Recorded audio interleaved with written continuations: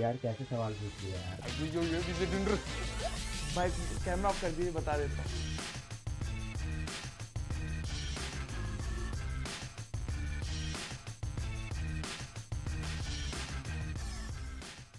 So who according to you is the most overrated rusher? रसर में तो overrated Rusher. Overrated मुझे TSG का legend लगता है। TG delete. वो मतलब अच्छा खेलता है बट हाँ दाफिक जो डिस्क्वालीफाई हो गया वो। TG delete. Overrated rusher I think overrated rusher I would like to say Krish. सोचना पड़ेगा तो काफी। ಶಾಂಕಿ சொல்லிருப்பேன் ನಾನು இப்போ நான் delete சொல்லிடுறேன்। TSG legend। வேற क्वेश्चन भी लगा, வேற क्वेश्चन अभी के टाइम पे मेरे को डिलीट लगता है। ए कट किसी और से पूछ लिया, मैं चलता हूँ। अगर अपनी ही टीम में किसी को बेंच करना हो तो किसको करेंगे? अगर टीम में बेंच करना होता तो Sohan. I think Marco. Walvin मेरी जगह खाई उसने। हाँ मैं ही हो जाऊँगा। मैं तो रॉनी ताई का करूँगा, बहुत डांटते हैं मेरे को। अभी थोड़ा सा मैच्योर होना बचा है उसका। मैं अपने टीम से अपने IGL भी बेंच कर देता। वॉल्विन। Gardel Marco. Why means he is going school. He have more age. For me under 21. For he only 60. शायद से मैं लिखी को करता। सबसे पहले मैं बेंच करना चाहता हूँ डिवाइन भाई को, क्योंकि वो हमारे IGL है। மார்க்கோ அஃபிஷியல் டோர்னமெண்ட்டே ஒன்று தான் வந்தது। ஓகே இல்லை கட் கட்।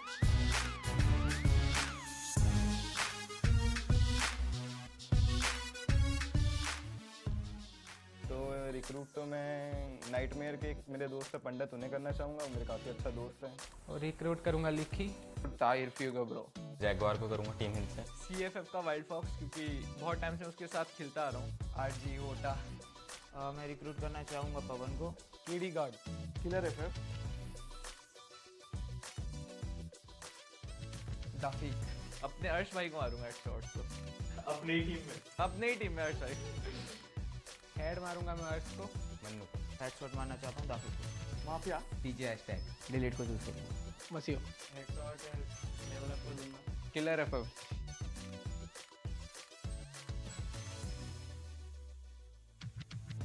रिवाइव तो मैं करना चाहूंगा लिखी भाई, क्योंकि वो बार बार नॉक होते रहते हैं। सोहन। रिवाइव मैं साहिल को करूँगा। वोटा। डिलीट भाई को रिवाइव करो। साहिल RNTX। आइकॉनिक। और रिवाइव में अपने IGL भाई को ही करना चाहूँगा।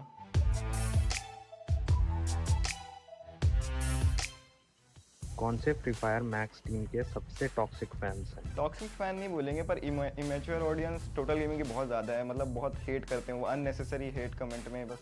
TSG बहुत गालियाँ पड़ी है इसीलिए लगता है। और TSG टीजी के। हाँ TG. Team elite. Total gaming. For sure total gaming. मैं कहूँगा इलीट वाले, क्योंकि TSG वाले तो इतना कुछ करते भी नहीं है, बट इलीट वालों का ऐसा है कि अगर हमारे क्रिएटर ने बोल दिया मतलब वही सही है। Team elite.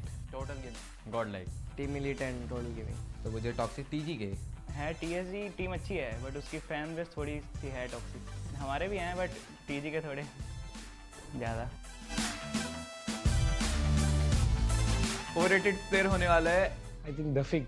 K9 का हनी, क्योंकि काफी ज्यादा ही बोलते हैं लेकिन परफॉर्मेंस तो नहीं आती। योगी। उनकी टीम परफॉर्म कर रही है बट उनकी टीम में और भी बंदे अच्छा खेलते हैं। Delete. He's an experienced player, but he lacks the, you could say, firepower, I guess. वही TSG legend. TSG legend. Overrated दाफिक ही है। पहाड़ी गेमिंग। लेजेंड। TSG legend. दाफी। K9 sport. डिलीट। टीजी शांकी।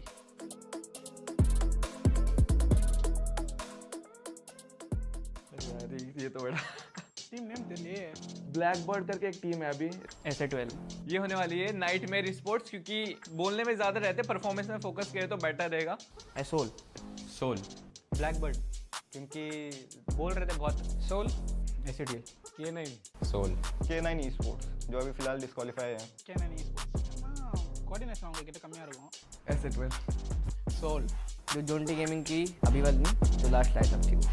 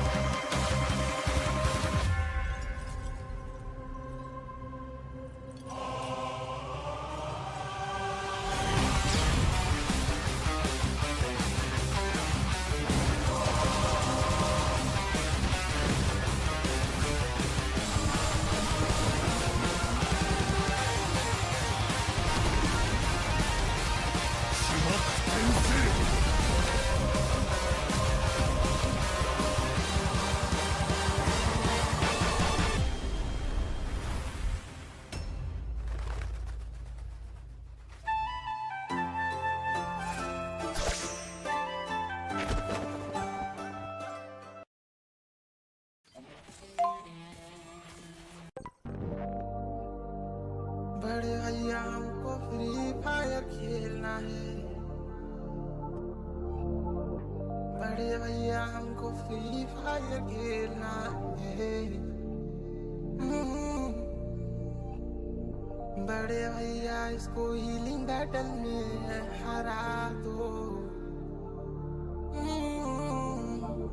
बड़े भैया हमको फ्री फायर खेलना है। छोड़ भाई हील बैटल कर लेते पर मेड किट नहीं है पास। छोड़ भाई फ्री फायर खेल लेते पर फोन में नहीं है नेट। छोड़ भाई फ्री फायर खेल लेते पर नहीं चल रहा दिमाग। मुझको फ्री फायर खेलना है, फ्री फायर खेलना। बड़े भाई फ्री फायर खेलते खेलते नेट उड़ गया। वो 2G के नेट पे पूरा मेरा दिन कटा। वो फ्री फायर फोन कवर वाला फोन भी खो गया,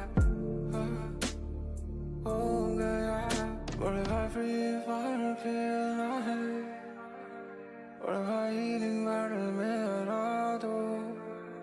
बड़े भाई फ्री फायर खेलना है।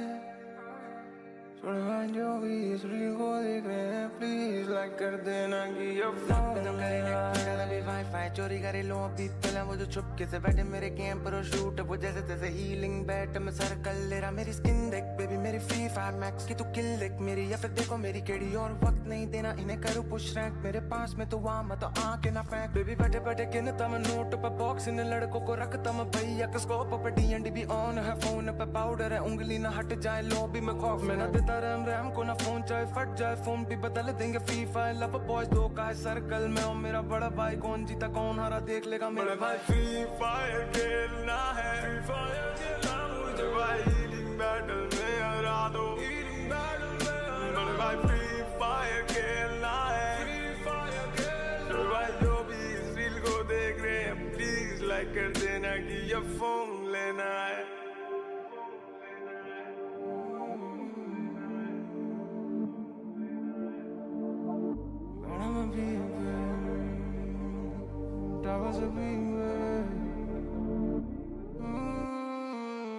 But I'm a peak, but I was a peak. ले पहन ज्ञान में अगर की मौत मरे तुझे ऑफ करे। मेरी AK-47 गोल्ड है बहुत। बैटरी में ईगल के सर्कल के बीच में अकेले में घूमूंगा, कोई ना खौफ दिखे तुझे ऑफ करे। मेरी AK-47 गोल्ड रे को हैकर कहता रह जाएगा भैया किसको पे बच के ही मानेगा। लड़कों में स्किन लगा के करीना की किसको पटाएगा वो भी बता के जा। हैकर है लॉबी में हैकर है, बचकाने छोड़ दे कुट का तेरा घर पे लगे ना चोट तुझे तभी ऑफ करे लगा माइक पे। बड़े भाई फ्री फायर खेलना है, बड़े भाई हीलिंग बैटल में हरा दो। बड़े भाई फ्री फायर खेलना है। छोड़े भाई जो भी इस रील को देख रहे हैं प्लीज लाइक कर देना कि ये फोन लेना है।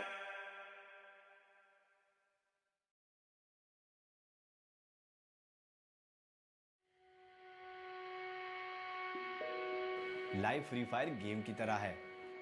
हम हर गेम जीतते नहीं पर हर गेम से सीखते जरूर हैं। मेरा नाम है प्रियंक पटेल। मैं एलजी यूनिवर्सिटी में पिछले 6 साल से बच्चों को ऑटोमोबाइल इंजीनियरिंग पढ़ाता हूँ। मेरे जो दोस्त थे उन्होंने बोला कि आप फ्री फायर अच्छी खेलते हो, अच्छी सिखाते हो, तो क्यों ना आप गेम सिखाने के वीडियोस बनाइए। और इसीलिए मैंने गेमिंग चैनल फ्री फायर की शुरू की। सुबह 6 बजे से लेकर शाम के 4 बजे तक मैं आपको एक सिंसियर प्रोफेसर की तरह दिखूंगा, और फिर शाम को 4 बजे से रात के 12 बजे तक एक हार्डकोर गेमर।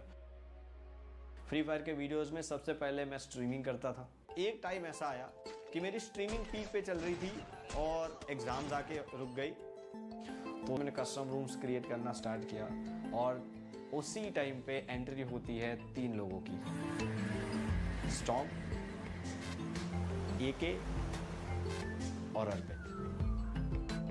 तो शुरुआत तो हमने एक दूसरे के ऑपोजिट में खेलने से की थी, मगर बाद में पता चला कि साथ में बहुत ज्यादा अच्छा खेल सकते हैं। जो हम साथ में खेलते थे वो गेम से इतना अच्छा बॉन्डिंग बन गया। सो इट इज बेसिकली कि 4 दोस्त आप साथ में बैठे हो, गप्पे लड़ा रहे हो और साथ में गेम भी खेल रहे हो। कभी मिला आप लोग? नहीं, हम एक्चुअली में चारों एक दूसरे को कभी नहीं मिले। प्लान बहुत बने मगर मिले कभी नहीं।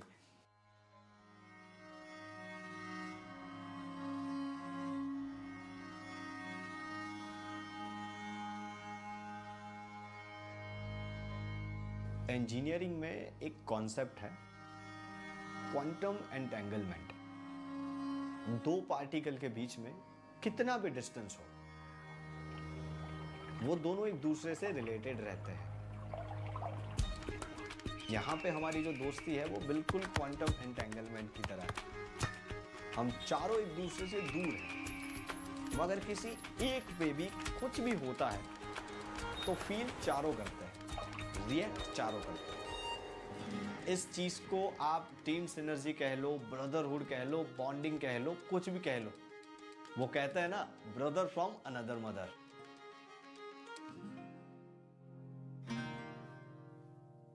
मेरा नाम हर्षित है और मेरा इन गेम नेम पीजी स्टॉर्म है।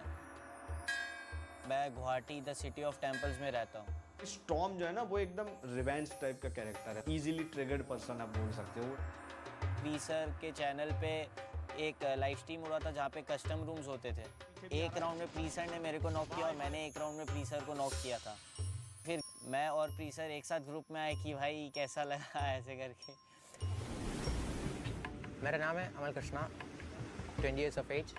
मेरा इन गेम नेम है मिस्टर एके। एके एक्चुअली में केरला से है और एके का जो कैरेक्टर है वो भी एग्जैक्टली साउथ के मूवी के हीरो जैसा है। उसके साथ अगर आप खेल रहे हो ना तो आप कभी बोर नहीं होंगे। उसे पंगे लेना बहुत ज़्यादा पसंद है।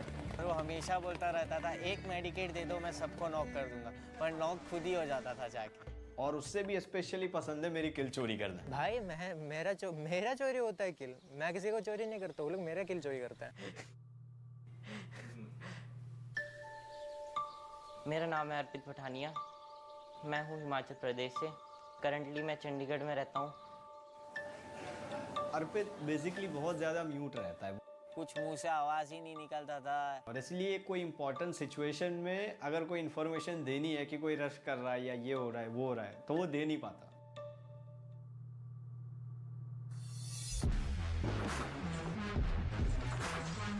गेम में बेसिकली अर्पित और स्टॉर्म ये दोनों रशर है, क्लोज रेंज फाइट्स के एक्सपर्ट है और वो हमेशा आगे भागते हैं। मैं स्नाइपर हूँ और इन गेम लीडर हूँ तो मैं सबसे पीछे रहता हूँ। उन दोनों और मेरे बीच में रहता है एके, जो कि एक फ्रैगर है और एक असल्टर है। स्टॉर्म और एके जाते हैं रश करने के लिए, फिर क्या हो जाते हैं दोनों नॉकडाउन। स्टॉर्म तो बोलता रहता था कि भाई तू आगे चल, मैं तेरे पीछे कवर देने के लिए हूँ। और मुझे और अर्पित को जाना पड़ता है रिवाइव करने। नॉर्मली जब कैजुअल मैचेस खेलते हैं तो एक दूसरे की टांग खींचने में से लोग ऊपर नहीं आते। यही लोग प्रोफेशनल मैचेस खेलने जाते हैं, कोई क्रूशियल मैचेस खेल रहे हैं, रैंक पुश कर रहे हैं, तो एक दूसरे के गेम प्ले को इतना ज़्यादा समझते हैं कि बोलना भी नहीं पड़ता है और एक दूसरे को असिस्ट मिल जाता है। धीरे धीरे व्हाट्सएप के नंबर एक्सचेंज हुए, व्हाट्सएप ग्रुप क्रिएट हुआ और फिर हमारा एक टाइम था कि रात को 9 बजे स्ट्रीम स्टार्ट करना है। रूटीन बन गया हमारा कि 9 बजे है तो अपन गेम में आना है। स्क्वाड पे लोग वेट कर रहे हैं। व्हाट्सएप ग्रुप पे मैसेजेस आना स्टार्ट हो जाता था कि भाई आ जाओ। सुबह से लेके शाम तक 9 बजे का वेट करते थे, बिकॉज सभी लोग उसी टाइम पे ऑनलाइन आते थे और उसी टाइम पे खेलते थे। और अगर मैं लेट हो गया हूँ, मैं खाना खा रहा हूँ, तो मेरे को फ़ोन पे फ़ोन आ रहे हैं, सर कहाँ हो, 9 बजे स्ट्रीम स्टार्ट करना है, स्ट्रीम पे आ जाओ। उस टाइम पे बॉन्डिंग ऐसी थी ना कि अगर कोई मुझको बोल जाता है ना तो they R be like sir आप जवाब नहीं दोगे, आप क्यों अपना मुंह खराब करोगे, हम बैठे हैं ना आपकी ओर से। एक टाइम था जब स्ट्रीम पे बिल्कुल वॉचिंग नहीं आ रही थी, बहुत ज़्यादा डीमोटिवेट हो गया था मैं। इन लोगों ने फ़ोन करके बोला कि सर आप लाइव करना शुरू करो, आपको वॉचिंग आ जाएगी। मैंने लाइव स्टार्ट किया, 5-6 की वॉचिंग आ रही है। आई वॉज सरप्राइज कि ऐसे कैसे। मगर फिर मुझे एक दिन बाद पता चलता है कि ये लोग अपने मम्मी पापा के फ़ोन में लाइव स्ट्रीम लगा के बैठे थे।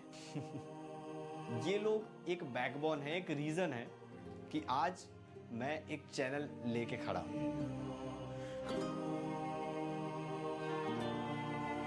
एक टाइम था जब मैं फाइनेंशियली और मेंटली बहुत डाउन हुआ था। एक के पापा को कोविड हो गया, ज़्यादा ही सिम्टम्स थे तो वो पूरा प्रेशर में है।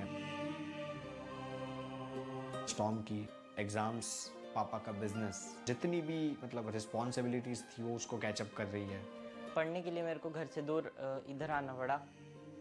थोड़ा अकेला फील करता था, इंट्रोवर्ट था, इसलिए ज़्यादा दोस्त भी नहीं थे। एक टाइम था जब हम दिन में 6 घंटे खेला करते थे और अब 6 महीने हो चुके हैं साथ में नहीं खेले।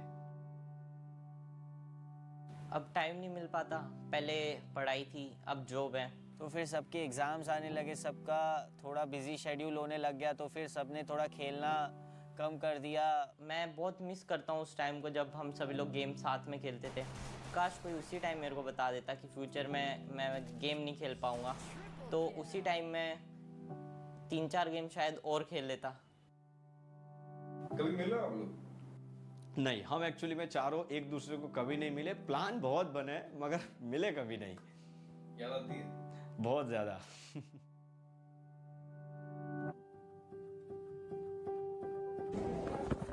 Finally guys, I am super excited. So I can't believe कि मैं गुवाहाटी जा रहा हूँ। इतने मीटिंग्स कैंसिल हो चुके हैं कि हम लोग हमेशा इसके बारे में बात करते हैं, भाई कब आ रहा है, इधर चलते हैं उधर चलते हैं साथ में।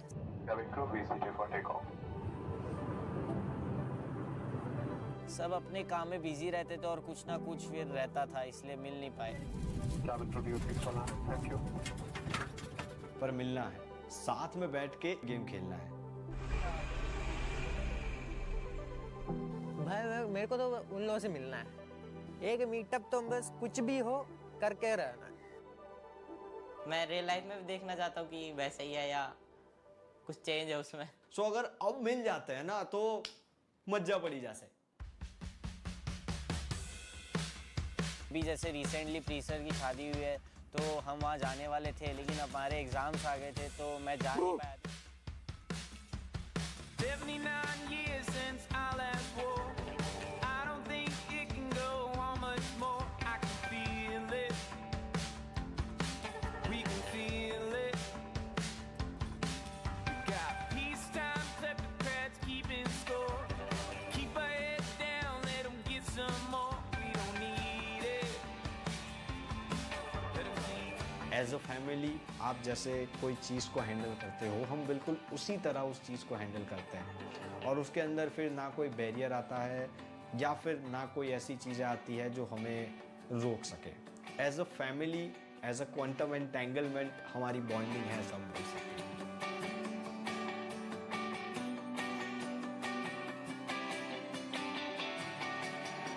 मैं तो हमेशा कहता हूँ life free fire max game की तरह है। कभी आप जीतोगे,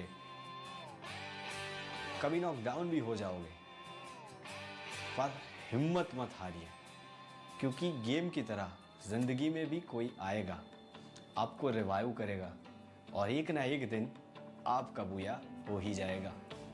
तो फोन उठाओ, अपने दोस्तों से बात करो और Garena free fire max Khelo.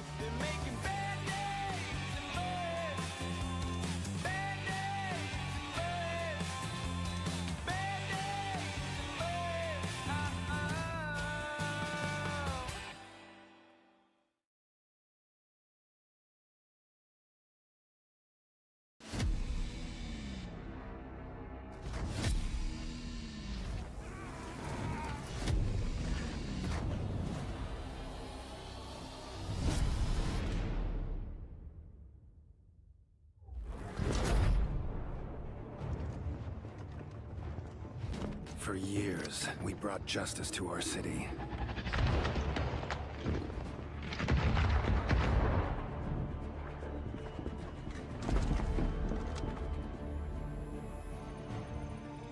We made mistakes, fought amongst ourselves.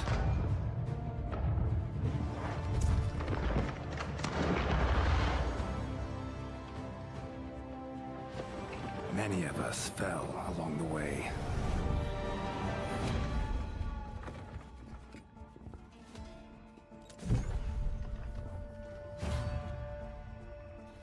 I almost admire your perseverance, Tyson.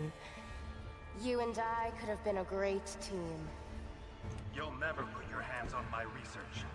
This ends today.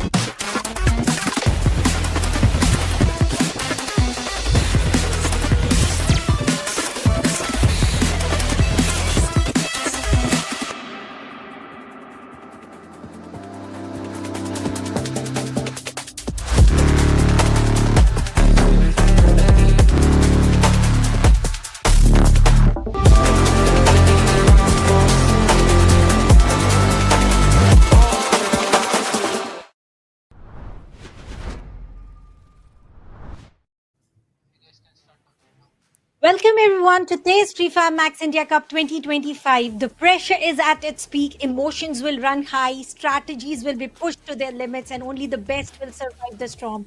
Today, it's not going to be just one match day. It's the day for making or breaking their dreams. It's the final face-off of the league stage, week 2 between Group A and B. Today is the do or die for several squads chasing for qualifications in Clash Squads and Battle Royale. This is me, Tanya. Alongside me, it is Arka. Arka, do you think that underdog teams will be able to bear such sort of a pressure?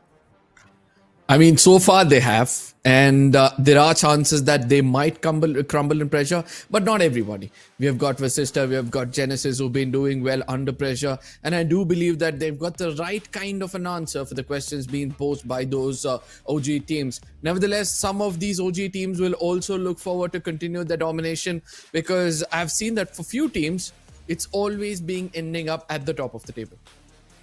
True that. As you mentioned, one of the teams like Vashishta, Genesis, I would also like to add up OnePlus, God's Reign, and many more. These teams are totally relying upon nothing but raw skill, calculated firepower, and unmatched survival instincts. But not everyone controls their fate. Today, eyes are also going to be on SA12, whose future hangs on the thread. Today, they're not battling enemies for sure, but they're fighting the scoreboard. Absolutely, because the overall standing right now is going to reveal which of these teams need to be careful and which amongst them will have to strive a little bit harder, not only to make it into the top 12, but also to make it into the top 8. But yes, the overall standing anytime on our screens is going to also make sure that it shows us a few specialities. But speaking about specialities, guys, there's one special thing for you guys. You'll have to wait until the last game, and there comes a surprise which you guys will never expect. Trust me when I say this. At the very end, there's a surprise reveal for you guys, so stay tuned. Make sure you share it among your friends. Let all of them come over here and witness what we are going to reveal at the end of the stream. So I really wish that you do not want to miss that. And it's not only about the players here, it also involves you. And later on, you have to have patience, just like we are also waiting for what the exact surprise is. Now, coming back towards Team SA12, today their only dream or hope is going to be that no other team outscores them, outplays their chance, and their fate more or less lies in the triggers of the rivals. And let's also talk about the format of the entire Free Fire Max India Cup 2025. Arka, please go ahead. Yeah, the league stages as of now, the Battle Royale which is going on, we're almost at the end of week 2. From here on, the top 12 teams will move on to week number 3, day 1 and 2. After which, on the second day of week 2, we'll have the rest of the few teams joining in, because from the first day of week 3 we're gonna have the 2 finalists already making it into the grand finals. So again, that's going to be replicating on weeks on the day 2 of week 3. Then we have a day 4 of day 3, or rather day 1 of week 4, I'm so sorry, and then we have day 2 of week 4. So all of these times we're going to be getting two top teams heading into the grand finals. But on the 14th of September, we're going to have 6 teams making it into the grand finals, making sure we have a total of 12 teams competing in the grand finals. So week 3 stands off the biggest of opportunity to going ahead and qualifying themselves in the grand finals. And talking of which, grand finals is a long due, but coming towards whatever has happened by far, and regarding the scorecards that we have already witnessed. And I believe that today the emotions will run high, strategies will be pushed, and talking about strategies and raw skills, what comes to my mind is more or less the clash squad fight, because that is exactly where if you are able to qualify in top 8, you get the opportunity to participate in the clash squad format. Top 8 teams from the battle royale mode of week 1 and 2, and today it's the last day of decision if they are going to get qualified or no. It is going to be the best of 3 phases for them, and on the day 1 there are going to be total of 8 teams fighting up against each other. Then they move ahead towards the next stage, which is day 2, or again they are going to have best of 3, and this is it. Then they are going to get short, the list is going to get short, and only top 4 will remain and move towards the grand finals of CS mode for Free Fire Max India Cup 2025. Absolutely, well said. The Swiss stage making things much more interesting. But let's not forget, once we head into the grand finals, things will get much more interesting, because these 4 teams who have made it into the far end of the points table will now have a chance to compete each other in an eliminators. The best of 5 games is going to be played between the 4 teams, where a group of 2 will be playing together. The team 1 and team 2 playing will head on into the grand finals, and over there we're going to be declaring one team as a champion. And let me remind you, it's the best of 5 for the CS on the grand final. So I'm hoping to see the best of the 8 teams, and from there the best amongst them, the 4 best amongst them making it into the grand finals. And this we have talked about Clash Squad format. Let's also talk about the Battle Royales format, about how the things are going to go ahead with during the grand finals. One format that we are going to talk a lot about is Champion Rush format, where in the grand finals total 10 games will be played. If at all there's a team, there can be multiple teams who reach towards 80-point marker, and once they reach there, they activate themselves a Champion Rush mode. And if in the next map they are able to get a booyah, they win away the title, the trophy, and a prize pool as well. But if at all, even after the activation of Champion Rush mode, they are not going to win the booyah in the next match, then in the overall leaderboard, if the team on number 1 position will win the champion's title. So at the end of the day, they are winning, they are fighting for the number 1 position. Absolutely, and let's not forget to see what they're playing for is the big prize pool, before which the overall standing is going to reveal to us where the team stands right now. Let me remind you that the top 8 teams will have a chance to step into the class squad, as the next set of 4 teams joining them, that's the top 12 teams, will be heading into the first day of week 3. And from there on, we're going to start getting the grand finalists as well. But for now, Tanya, I feel that, NG Pros, Car98, these are the teams who have already got that golden ticket. Yeah, they have already got the golden ticket. But now, today, if I had to go for one team that might cross over NG Pros in the scoreboard, 398 is the total that they have accumulated. I believe Total Gaming stands a strong chance, because we have seen them securing more than 100 points in a day. So they can cross over the 400-point marker. Let's see if they establish that sort of a score or no. But talking about Reckoning Esports, they have got 6 maps in their hand for which they have to write their destiny, because today the fight is not only for qualifying into top 12, having position from 1 to 8 also stands to the equal amount of importance, because that is how you get the opportunity to go ahead and play CS mode for the entire tournament, and for which we are also going to talk about the prize pool a little later. But once we'll talk about the latter half of the leaderboard. whatever I see Arka here, Team Hind, NG Silver Eagle are struggling too bad. So in this position, I do not see if they are able to go ahead and make up for whatever their losses that they have made. But what I see is they stand a strong position or chance to break few teams who might closely qualify. Like if we talk about Team Jaunty Gaming, Genesis, if they are able to go ahead and provide early exits for teams like Jaunty Gaming, Genesis, or for us say Aerobots as well, the chances for qualifications are going to trim down. Yeah, absolutely. But again, I've seen that teams like Godlike as well as Total Gaming, they always love to end up on top of the table, and that is what they'll be trying to do. But before which, I would also closely want to see which of these underdog teams will look forward to, finish on a very good note, because the top 12 is going to be one of the priorities. But I am 100% sure that there are several teams who want to make it into the top 8 as well, because the Clash Squad, which is having certain chunk of the prize pool and also a bragging right that we have the best 4 in the country, is also kind of important for teams out there. Yeah, it definitely stands a lot of importance. And talking of importance over here, I believe the criteria today is all about showing your raw skill and bring whatever best in you have. May it be surviving skills, may it be elimination skills, and which are the teams who are going to fight up against each other. These are total 12 teams who are going to be participating from Group A and B. Godlike, Jaunty Gaming, Total Gaming, Aerobots Esports, Genesis Esports, Nightmare Esports. If we talk about Group A, there are 3 underdog teams, and coming towards Group B, Reckoning Esports, OnePlus God's Reign, Team Insane Esports. Yes, Team Insane Esports also needs to buckle up and pull their socks up if they wish to qualify. Vashishta Esports have got the potential, but they are not consistent enough. And NG Silver Eagle and Team Hind, which I've already talked about.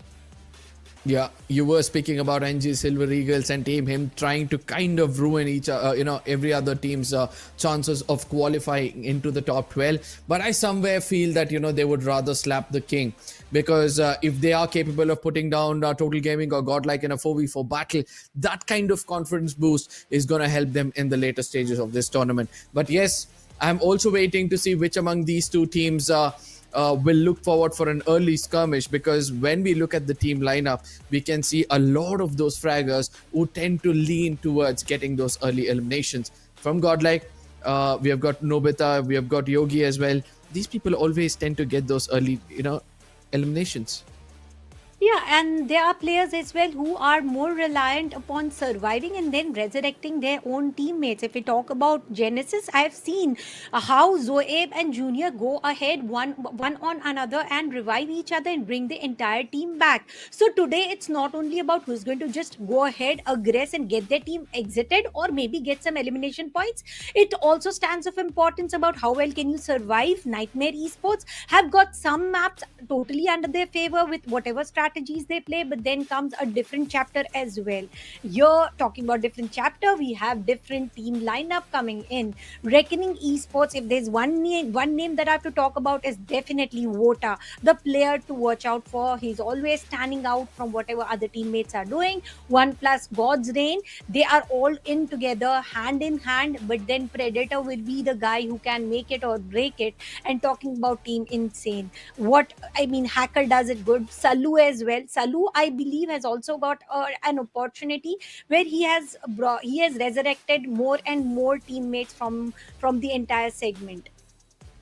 Absolutely, but now it's time for us to head into team head-to-head and see which of the two teams we'll be looking at, because there's been a lot of talking regarding these two teams. That's OnePlus God's Reign versus Esports, because both these teams have now got an opportunity to head into the top 8 and they'll be looking forward for it. 1 booyah each they've taken so far in the league stages. We see that God's Reign have got a bit more damage, due to which the eliminations are going to be adding up more, but Vasista is going to be leaning towards the placement points. So which among these strategies is going to help the respective teams to go ahead and qualify into the top 8? That is something we'll have to wait and watch. Yeah, for sure. We will have to go ahead and wait and watch. But if we look at the total head-to-head comparison, booyahs are equal. sure, the damage part works differently. That means God, One Plus God's Reign are giving the opportunity to go ahead and revive the opposition team. But if we talk about Vashishta Esports, they are making sure of, if they come up against them, they eliminate entirely. And placement is the key criteria for Vashishta. And on the other hand, God's Reign goes for the eliminations. We have talked about team head to head, but we'd also like to watch upon which players are going head to head up against each other. And there has to be Team Total Gaming against Team Godlike, Shanky versus Nancy. Absolutely, because these two teams are looking forward to end this day on a very high note. Both these teams will also want to be at the top of the table, or at least have that podium finish in the overall standing, and due to which their frontline assaulters will be in the talking. For now, Shanky has been the damage bearer for the team. He's got 41 eliminations with 21,000 damage, 47 knocks and 43 assists, whereas Nancy on the other side, he tends to be a little more clinical at the 20,000 damage and 35 eliminations. But the one thing what is happening over here is he doesn't commit too much into a fight. His assists are lesser in compared to Shanky, but Nancy, when he does do the deed, it's at such a moment that Godlike always pulls off in getting a booyah. Yeah, and talking about booyahs, Total Gaming has been consistent all throughout the online qualifiers and game qualifiers towards the league stages as well. I do see during league stages, Godlike has gone a little shaky. But now, this is the time to reveal what is the map schedule going to be. It's going to be first three maps, the older ones, Kalahari, Purgatory and Bermuda. The older maps are going to be played first. So we might get to see different drop points and earlier exits. And then latter comes Alpine, Nexterra and Solara, where drop points are going to matter much, but it is more or less over the elimination points. Absolutely. But I somewhere feel that, things will start to look a bit more interesting in moments to come, because once we understand that Kalahari is going to be played, there's going to be some big names which is going to be taking credit for being the most successful team in this map, and that is going to be Total Gaming. They've got 36 eliminations with 23,000, almost 24,000, points so far, and they've got 61 points in total. Tanya, I feel that Total Gaming can actually, rake up a lot of points in Kalahari if they stick to their natural game. Yeah, I do believe, but it is Total Gaming. They do the most unpredictable thing every single map, every single time. So I do not anticipate them going ahead towards their typical drop points. But then talking about Godlike Esports, are they going to go ahead and have control over Refinery? And talking about the drop points, let's also have a look upon drop spots, about which team is going to drop where. Oldhampton is going to be contested by Team Jaunty Gaming, where nobody gets the share. Council Hall, Vashishta Esports. Confinement for One Plus God's Reign Foundation is totally going to be owned by Reckoning Esports. The Maze by Silver Eagles. Mammoth by Team Insane. Now Mammoth is the place where yesterday we did see some early skirmish happening, and I do believe that might be a repetitive play style. The sub will be contested by two teams, Aerobots as well as Genesis and Refinery. Now it's no more only for Godlike. Nightmare Esports will also be spotted there. Command Post Team Total Gaming and Stonebridge by Team Hind. Drop clashes. I'm waiting to see some drop clashes, but I've seen lately that sometimes NMR try to go towards that Bayfront region to avoid that early skirmish. But ultimately, I do believe that it's time for us to head into and see how things will be for rest of the team. Yeah, I do believe that you have to do something unique, rather doing something out of the box. You got to bring in something out of the box when the trigger points are little high, when the pressure points are super high. And talking about the participation of each and every team, Godlike trying to get control over the Refinery is everything they are thinking of. Most of the time, Circle always includes Refinery. But then, do they have the enough control and the spread out? Because it's not only about one tower that you have to put your control over on the grounds of Refinery, but also you have to make sure you totally spread out yourself, where one platform is totally conquered by Sniper, two by Rushers, and one another by one more player. So let's see if that sort of split is going to be spotted coming in from the side of Godlike Esports. Yeah, and speaking about our predictions, I would love to see which of the teams you have, placed your bets on. Yes, Genesis is going to be one of those teams we both are rooting at, obviously, because they have been the dark horses of the lobby at moments to come. But Total Gaming, who doesn't support Total Gaming in a map of Kalahari? They know this map in and out. But then comes the options which we can kind of contest with one another. You're going with Godlike for now, but I'm heading towards Vasista because with Genesis, if there is any other team who's well known in controlled aggression, I do believe it's going to be Vasista. Let's see if Vashishta are going to go ahead and perform, and are they going to outperform OnePlus God's Reign, because that is exactly where we did see head-to-head comparison between two teams, and we are not seeing OnePlus God's Reign in the top 3 either from me or you. So right now, if Vashishta is making it to top 3, they are also going to make sure they outscore OnePlus God's Reign. But will OnePlus God's Reign allow them? That is going to be the key question there.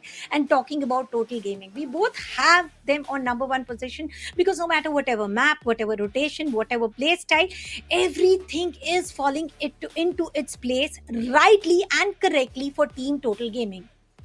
Absolutely. But ladies and gentlemen, I believe it's time for us to step into the deserty island of Kalahari, and this is where the intense action of this day is going to begin. And let me remind you this, the temperature is just going to go higher and higher, because after this map is where teams are going to get much more serious as to the top 8 teams as well as the top 12 teams moving on further into this tournament. For now, the flight path starting all the way from Foundation, ending towards the Stone Ridge region, is going to respect every single team out there not to get into any kind of a drop clash. And we do not see Team Total Gaming heading towards command post, since instead they are trying to get control over Santa Catarina. But look at the maze, the fight is already on. Nightmare Esports against Aerobots. Who is going to win this duel? Nightmare have not got much to lose at this point of time, but sure, you want to make the last day bring in whatever best change possible. And here we go. We have the first elimination. Radhe Thakur from Nightmare Esports. Radhe Thakur, a man with experience, is now looking forward to be the flag bearer, but he's going to be punished, put down, and the confirmation is going to be following up soon. The backup is still not here, but at the end moment he comes in. But Sheik, it seems like he's having a good time so far. He's done the deed. He's got 3 eliminations so far. Halim, there's a possibility of a 1v4 over here. Will he push forward against Arjun, or Arjun will have a time to revive his teammates? That's the big question, because that one man trapped at one position with that VSS will be singing the songs of death, will be putting another player down, but the revival is also going to come out through, as Arjun in deep troubles will be taken down, and Nightmare will be the first team to get eliminated. Under 2 minutes, that's a hefty amount of loss for Nightmare Esports. That was an early exit which they did not expect. And the maze now currently is totally owned by Aerobots Esports. What about Genesis over here? They have also switched their drop points, and they have jumped into the grounds of Team Hind. Sid is trying to get something out of the vending machine, and here we go. He's trying to get all the required information. But is he aware about the existence of the players on the backside of the broken compound? No was the answer. One after the other, Abhay and Sid will be eliminated. It is all down to one player, Ayush, the last man standing for the team, will have to be very, very careful where he lands. And hopefully, he'll try to evade any of the fighting places or any of the places where there's skirmish. But for now, Genesis, they're trying to do their best. They've got 2 eliminations so far. They've got the right kind of start, but they'll have to watch out for the lurking snakes. Total Gaming, once these pythons come to your territory, it's better you run, because when they strike in the map of Kalahari, they strike so hard that they end up either punishing you or sending you out of the lobby itself.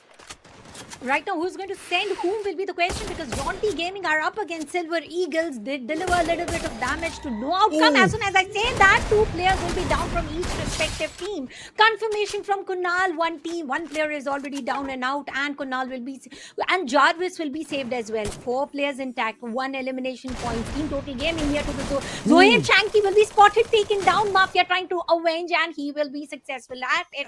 Shanky will revive all the way from Santa Catarina, making the rotation towards the southern side of Stone Ridge, and they're successfully bagging 4 elimination points. Where Genesis is not yet out of the lobby, they are having 2 players still surviving, and a strong room of opportunity where they can go ahead, revive their teammates. Oh my god, Total Gaming. If they have chosen violence, you know what's going to happen over here, Tanya. I think they want to end up with a 30+ point a game. And that's the only way for them to go at the top of the table. For now, Hacker, he walks into a trap. Piper has no idea. He does use the Tatsuya dash, but eventually he's got off guard as Hacker puts him down, gets that confirmation as well. But before going down, we did see that he went in for, a revival of his teammate. Whereas somewhere far away, I can hear some bad news for the side of Jaunty Gaming, because Vasishta, they've got 5 eliminations so far, and 4 amongst which is against that of Jaunty Gaming. I do see some other rivalry also brewing up. Genesis versus Team Hind. They are trying to contest Team Hind over and over time. Up against, Genesis rushed towards Stonebridge against Team Hind. Right now on the grounds of sub, they are again trying to get some elimination points over against Team Hind. And they are successful. Sure, Ayush was knocked down. He will be revived because they are running as a team, not as a solo player, with total of 4 elimination points on the names of Genesis. Sid still survives. Really, he survived. Furthermore, he's rushing for for the tokens, and he was left unspotted on the grounds of command post. How did he manage to run away, escape out of command post? Even I have a doubt. I don't know how things are going to turn out right now. I can see a lot of teams trying to converge into one position. Kaushik from a distance has got to be punished to run out in the open. Reckoning Ninja, he gets that confirmation as well. Whereas on the other side, Reckoning, that 4v4 battle starting to turn out in their favor. They put another man down. Ayush gets taken down. And Reckoning from a distance, they want to confirm each and every elimination. And guess what? Before they could even think of going in for a revival, there's another team getting eliminated. And this time around, it's in the name of God's Reign. And that is a perfect advantage for Vashishta Esports, a right time to overscore then whatever 1+ God's Reign has got. Aerobots and Team Hind is also finally eliminated. Team Total Gaming now on this particular ground of the sub. If you look at the tower, Aerobots, Shanky going up alone against 3 players. Is he gone berserk? Well, that is something wrong, and he's using the grapple gun to move out of sight. Will he survive? He's trying to reassemble with Aztec right now. It's a 2v4 situation. A tough situation though. Oh, the retaliation has already started. One player gets taken down, immediately gets revived. Shanky buying time so that his teammates can converge from different directions. Gets away from that position. The shotguns are not connecting well, and due to which he's going to be paying a hefty price. But Mafia on the other side, he says, I can come in for a trade game. And Halim will be the last man standing from 2 different directions. Mafia gets taken down. Now Delete comes from up north, and all he's going to do is sing the songs of death as TG. They register 11 eliminations at the beginning of this game. And guess what? Aerobots, even they get eliminated from this lobby, making sure that there's one team breathing fire right now in the name of Total Gaming. We are not even 7 minutes down, and already we are left with 7 teams remaining within the lobby. Team Insane with a split of 1:3 now. They are up against Team Total Gaming. Mafia has yet to heal up. Is he on short of resources because he's not healing up, or is he looking for the better position? Well, Sallu got some good eyes, and he got the elimination points against Mafia. He will be revived immediately. Sure, the revival was done on time, and the retaliation also comes on the page immediately. Hacker will be put down, but Sallu comes as a savior, and we did talk about Sallu. He is the perfect savior for his team. RNS taking more than what he can do for his team, using the grapple gun to close against Team Total Gaming. That is, going in for a suicide mission. Okay, let's see what kind of a mission he's going to look forward for now. Total Gaming, as of now, they understand that they cleared one side of this map. Now they'll start to prioritize the center of the circle. I think it's a wise decision. And guess what? Delete already knows the information of another player. You realize it really, really well. The command post sniper tower. And Hashtag immediately jumps up with that shotgun. Will be trying to connect some shots, and it looks like Livox is having a good time. Eventually runs away from that position after dealing a bit of a damage. But another elimination is just going to walk into the hands of Total Gaming. And guess what? They're not going to stop here. They're going to continue their assault. They know the information of the rest of the players from Silver Eagle, but will they be able to clip these Eagles? We'll have to wait and watch. the command post, who is going to own it a little later. Right now on the edges of command post, it is Team Total Gaming Silver Eagles within the small tents, and with a good amount, with a good space of compounds procured, they have a good position as well. But Team Total Gaming is trying to get the perfect positioning, and once they are aware about it, they are going to push in as and when. They are all using grapple guns and trying to move out of sight, and now they have the information, and finally we get to see one name, Godlike. They haven't picked up a single fight by now, and finally they procured some elimination points. Godlike with 2 already. Silver Eagles are totally choked. They are the patty of the sandwich right now, where Shanky and Mafia will get 2 knocks on their name. One side it is Godlike, on the other end it's Team Total Gaming. How will Silver Eagles fly? Not even launch pads are going to save them, and here we go. Eco will get the confirmation, and Mafia, realizing there's a team on the other end, takes down Yogi, will be revived, and Team Total Gaming has got the new targets very strongly set. This time it is Team Godlike. Oh my god, Team Total Gaming, they eliminate another team right now in the name of Silver Eagles, and they're going to be rewarded with an arsenal as well.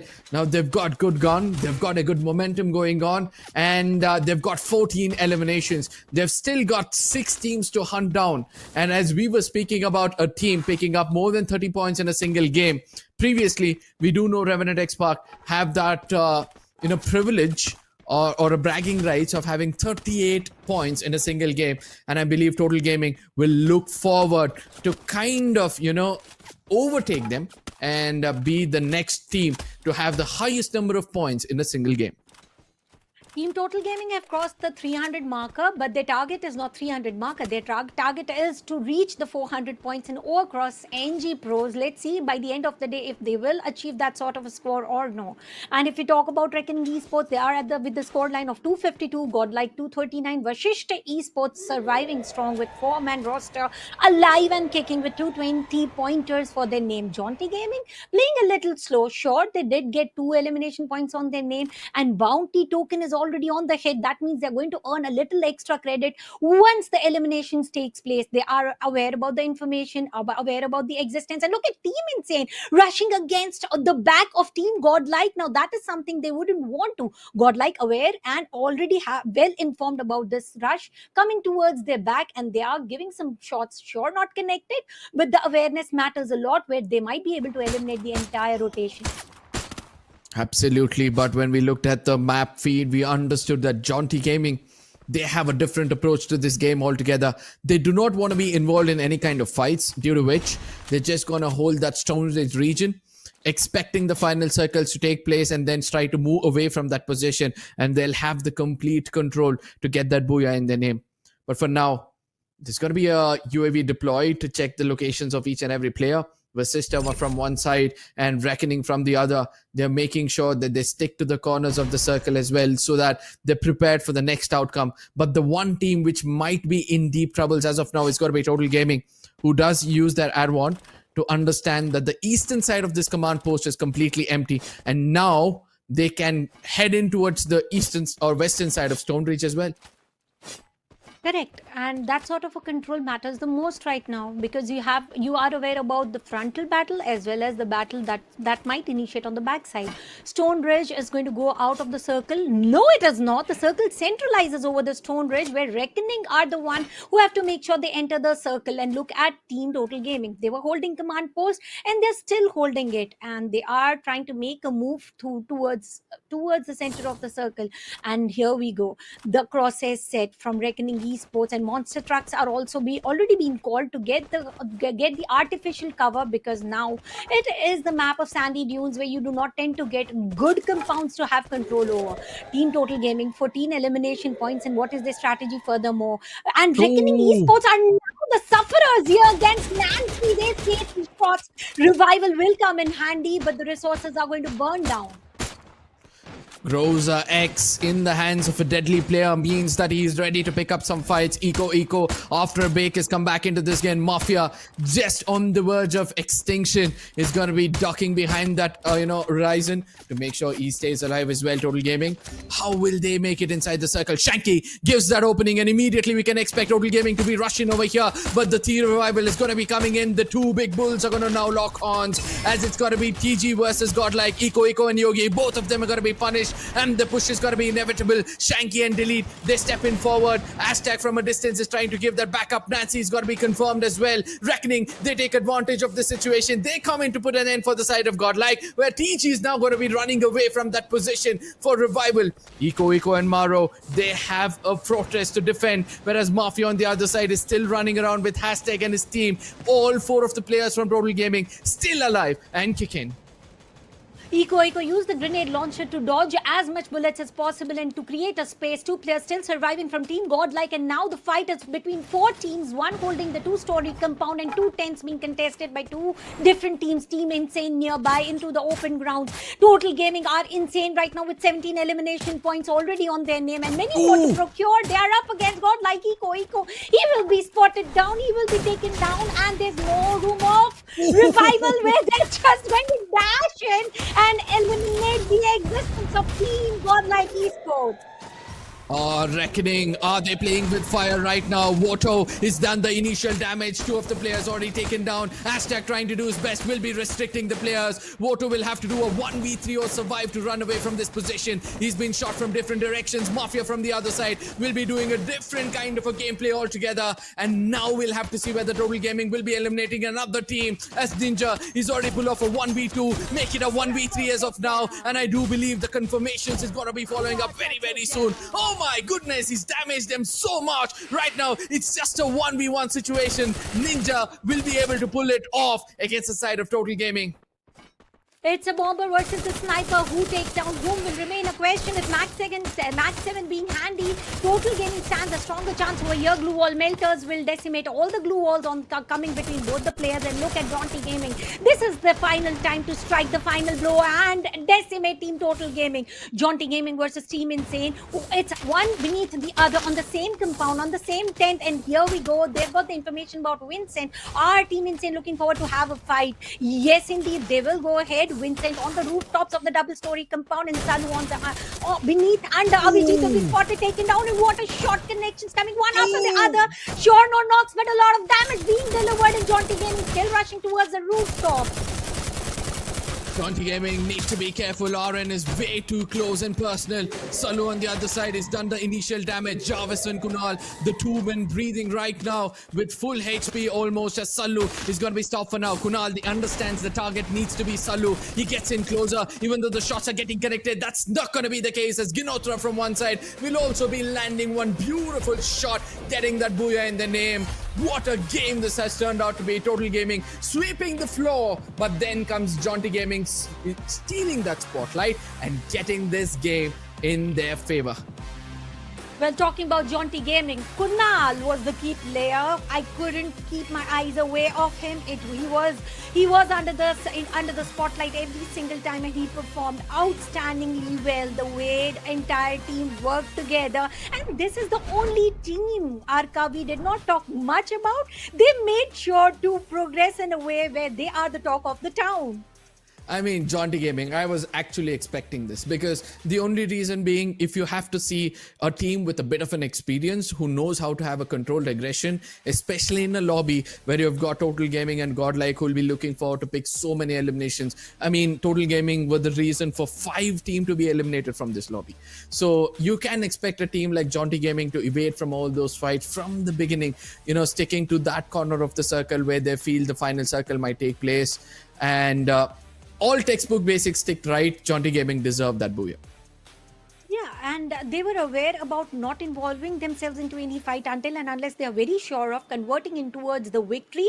And talking about victory, they won the entire booyah. Sure, they might not be on the number 1 position on the leaderboard, but each booyah matters. Those 12 placement points are going to help them to go ahead, ladder up towards the scoreboard, because today it's not only about qualifying into top 12 position towards the next phase of Battle Royale, but also achieving the score of top 8 and go ahead and grab themselves a slot of CS mode. Let's see if they are going to make it, because the start for teams like Jaunty Gaming, Total Gaming has been the consistent one. There's no question there. But let's see how Jaunty Gaming paved their way towards the victory and the booyah. Absolutely. You know, the final moments, you did point out one player whom I kind of lost in that fight, to be frank, because at one point of time, when he got in closer, I did not see where Kunal was standing. Yes, Vincent was trying to do his best. He gets that initial knock, but eventually I did see Kunal coming in at the final moments, getting one revival through and then continuing his assault to get confirmations. But Ginotra on the other side, his intentions were clear. He was like, Salu is the sniper. If I don't take him out, probably he'll do the damage from a distance. And finally, once they pull off an amazing booyah, you can see a bit of a smiles on their face. And the seniors, Ginotra, it seems like he has a sigh of relief. And today they have to work it out one way or the other. Whatever works for them, maybe surviving until the final circle, and then it is all about the firepower. And if we have a look at the overall scoreboard, the firepower, well, it is 20 eliminations from Team Total Gaming. Is there anybody in the lobby to compete these titans? I believe no will be the answer from this particular map of Kalahari. Jaunty Gaming winning away the booyah, still having 22 points. It's the difference of 6 points only, but those 12 points mattered a lot.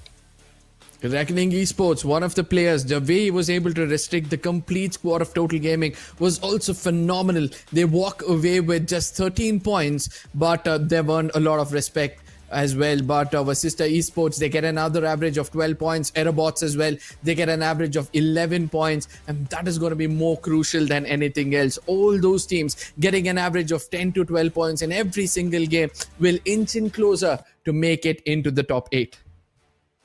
Yeah, absolutely correct. And let's have a look at the MVP. Well, it has to be Kunal for sure. 4 elimination points and 2-1-1-1 worth of a damage being delivered. 3 assists already. Tatsuya, the grand rush that he gave against Team Insane, it was just insane for sure. And for the late rotations and the way they survived on the outer side of the map of Kalahari, Joseph as well as Antonio for the rest of the World Cup on the armors and on the EPs. And then comes the favorite pet of everyone, and the weapon here is not very commonly spotted, but Kunal has mastered it very nicely. Yeah, Trogan with a bit of grenades being tossed here and there. We did see that, you know, he made use of it completely. But I would like to see his teammates, what kind of a combination they were coming in. Yes, Ginotra completely going in to be the grenadier of the team. Again, the same beast combination which we see from his side, but he's got that chrono shield to keep enemies at bay. Then we have got the other rusher, Jarvis, who did so well with that Oscar as well. He dashed in at the right time to get some elimination. Vincent on the other side was the man with the sniper. Talking about Vincent, he also brought in several damage points, several elimination points. And talking about this particular team, let's have a look upon the stats about how much damage did each and every one deliver. Talking about Ginotra, 2 eliminations, 4 assists, 3 knockdowns with under 1000 of damage. On the other side, if we talk about Kunal, he exceeded 2000 points of damage and 4 eliminations, 3 assists and 5 knockdowns. We'll also talk about Jarvis. He delivered 1406 points of damage with 1 eliminations, 4 assists and 2 knocks. Sure, they gave enough room for the other team to go ahead and revive. Almost 2000 points of damage coming in from the side of Vincent. 3 eliminations, 4 knockdowns, 4 assists. And for the sniper, this sort of score is just perfect because all they want is to stop the push coming their way. And having a look at the game summary, please explain, Arka. Game summary not as impressive as we thought it would be. But yes, the total damage almost reaching the 50,000 marker. Yes, 3,000 shy away from hitting that number. But Glue Walls Destroy, on the other hand, has already reached 150. So that means we can expect more of the defensive gameplays coming in. But all thanks to those 67 eliminations coming in from a single team, almost taking away 40 to 50% of it, right? In the initial stages, I believe Total Gaming gets that reward. For sure. And this was a little lesser of damage than expected. For me, particularly on the map of Kalahari, Jaunty Gaming surely won the Booyah, hoisted their flag on the Booyah banner. And now we are going to have the next map, which is going to be Purgatory. Purgatory involves a lot of longer rotations with 3 islands and 1 within the mainland. Let's see who's going to jump towards Moat House to go ahead and have a secure landing, not having early drop clashes. And talking about early drop clashes, I would suggest if I had to, 1+ God's Range should not go ahead and go into a position where they have to pick up fight. Sure, I wouldn't deny with the matter of fact, the weakest map for OnePlus God's Reign is Kalahari, where we haven't seen them excelling over and over time. But Purgatory, they've got the strong hands there. Yeah, absolutely.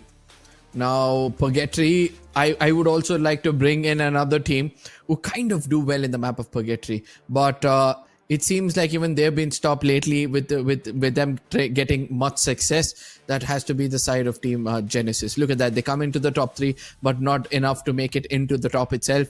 Vasista Esports on the other side is also going to be one of the other teams who have got much success in the map of Purgatory due to their late rotations. And that's why they've got a bit of a lesser eliminations, because their concentration is more about getting those booyahs.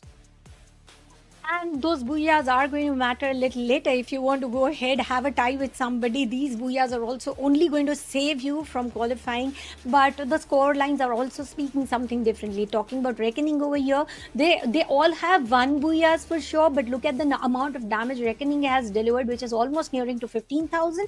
And we would also not deny with the matter of fact, Genesis also goes ahead and plays with the same set of play style, where they have accumulated 23 elimination points with almost 14,000 worth of a damage. And if we compare the overall placement points, the balance between placement points and elimination points, I believe Vashishta is ruling that part.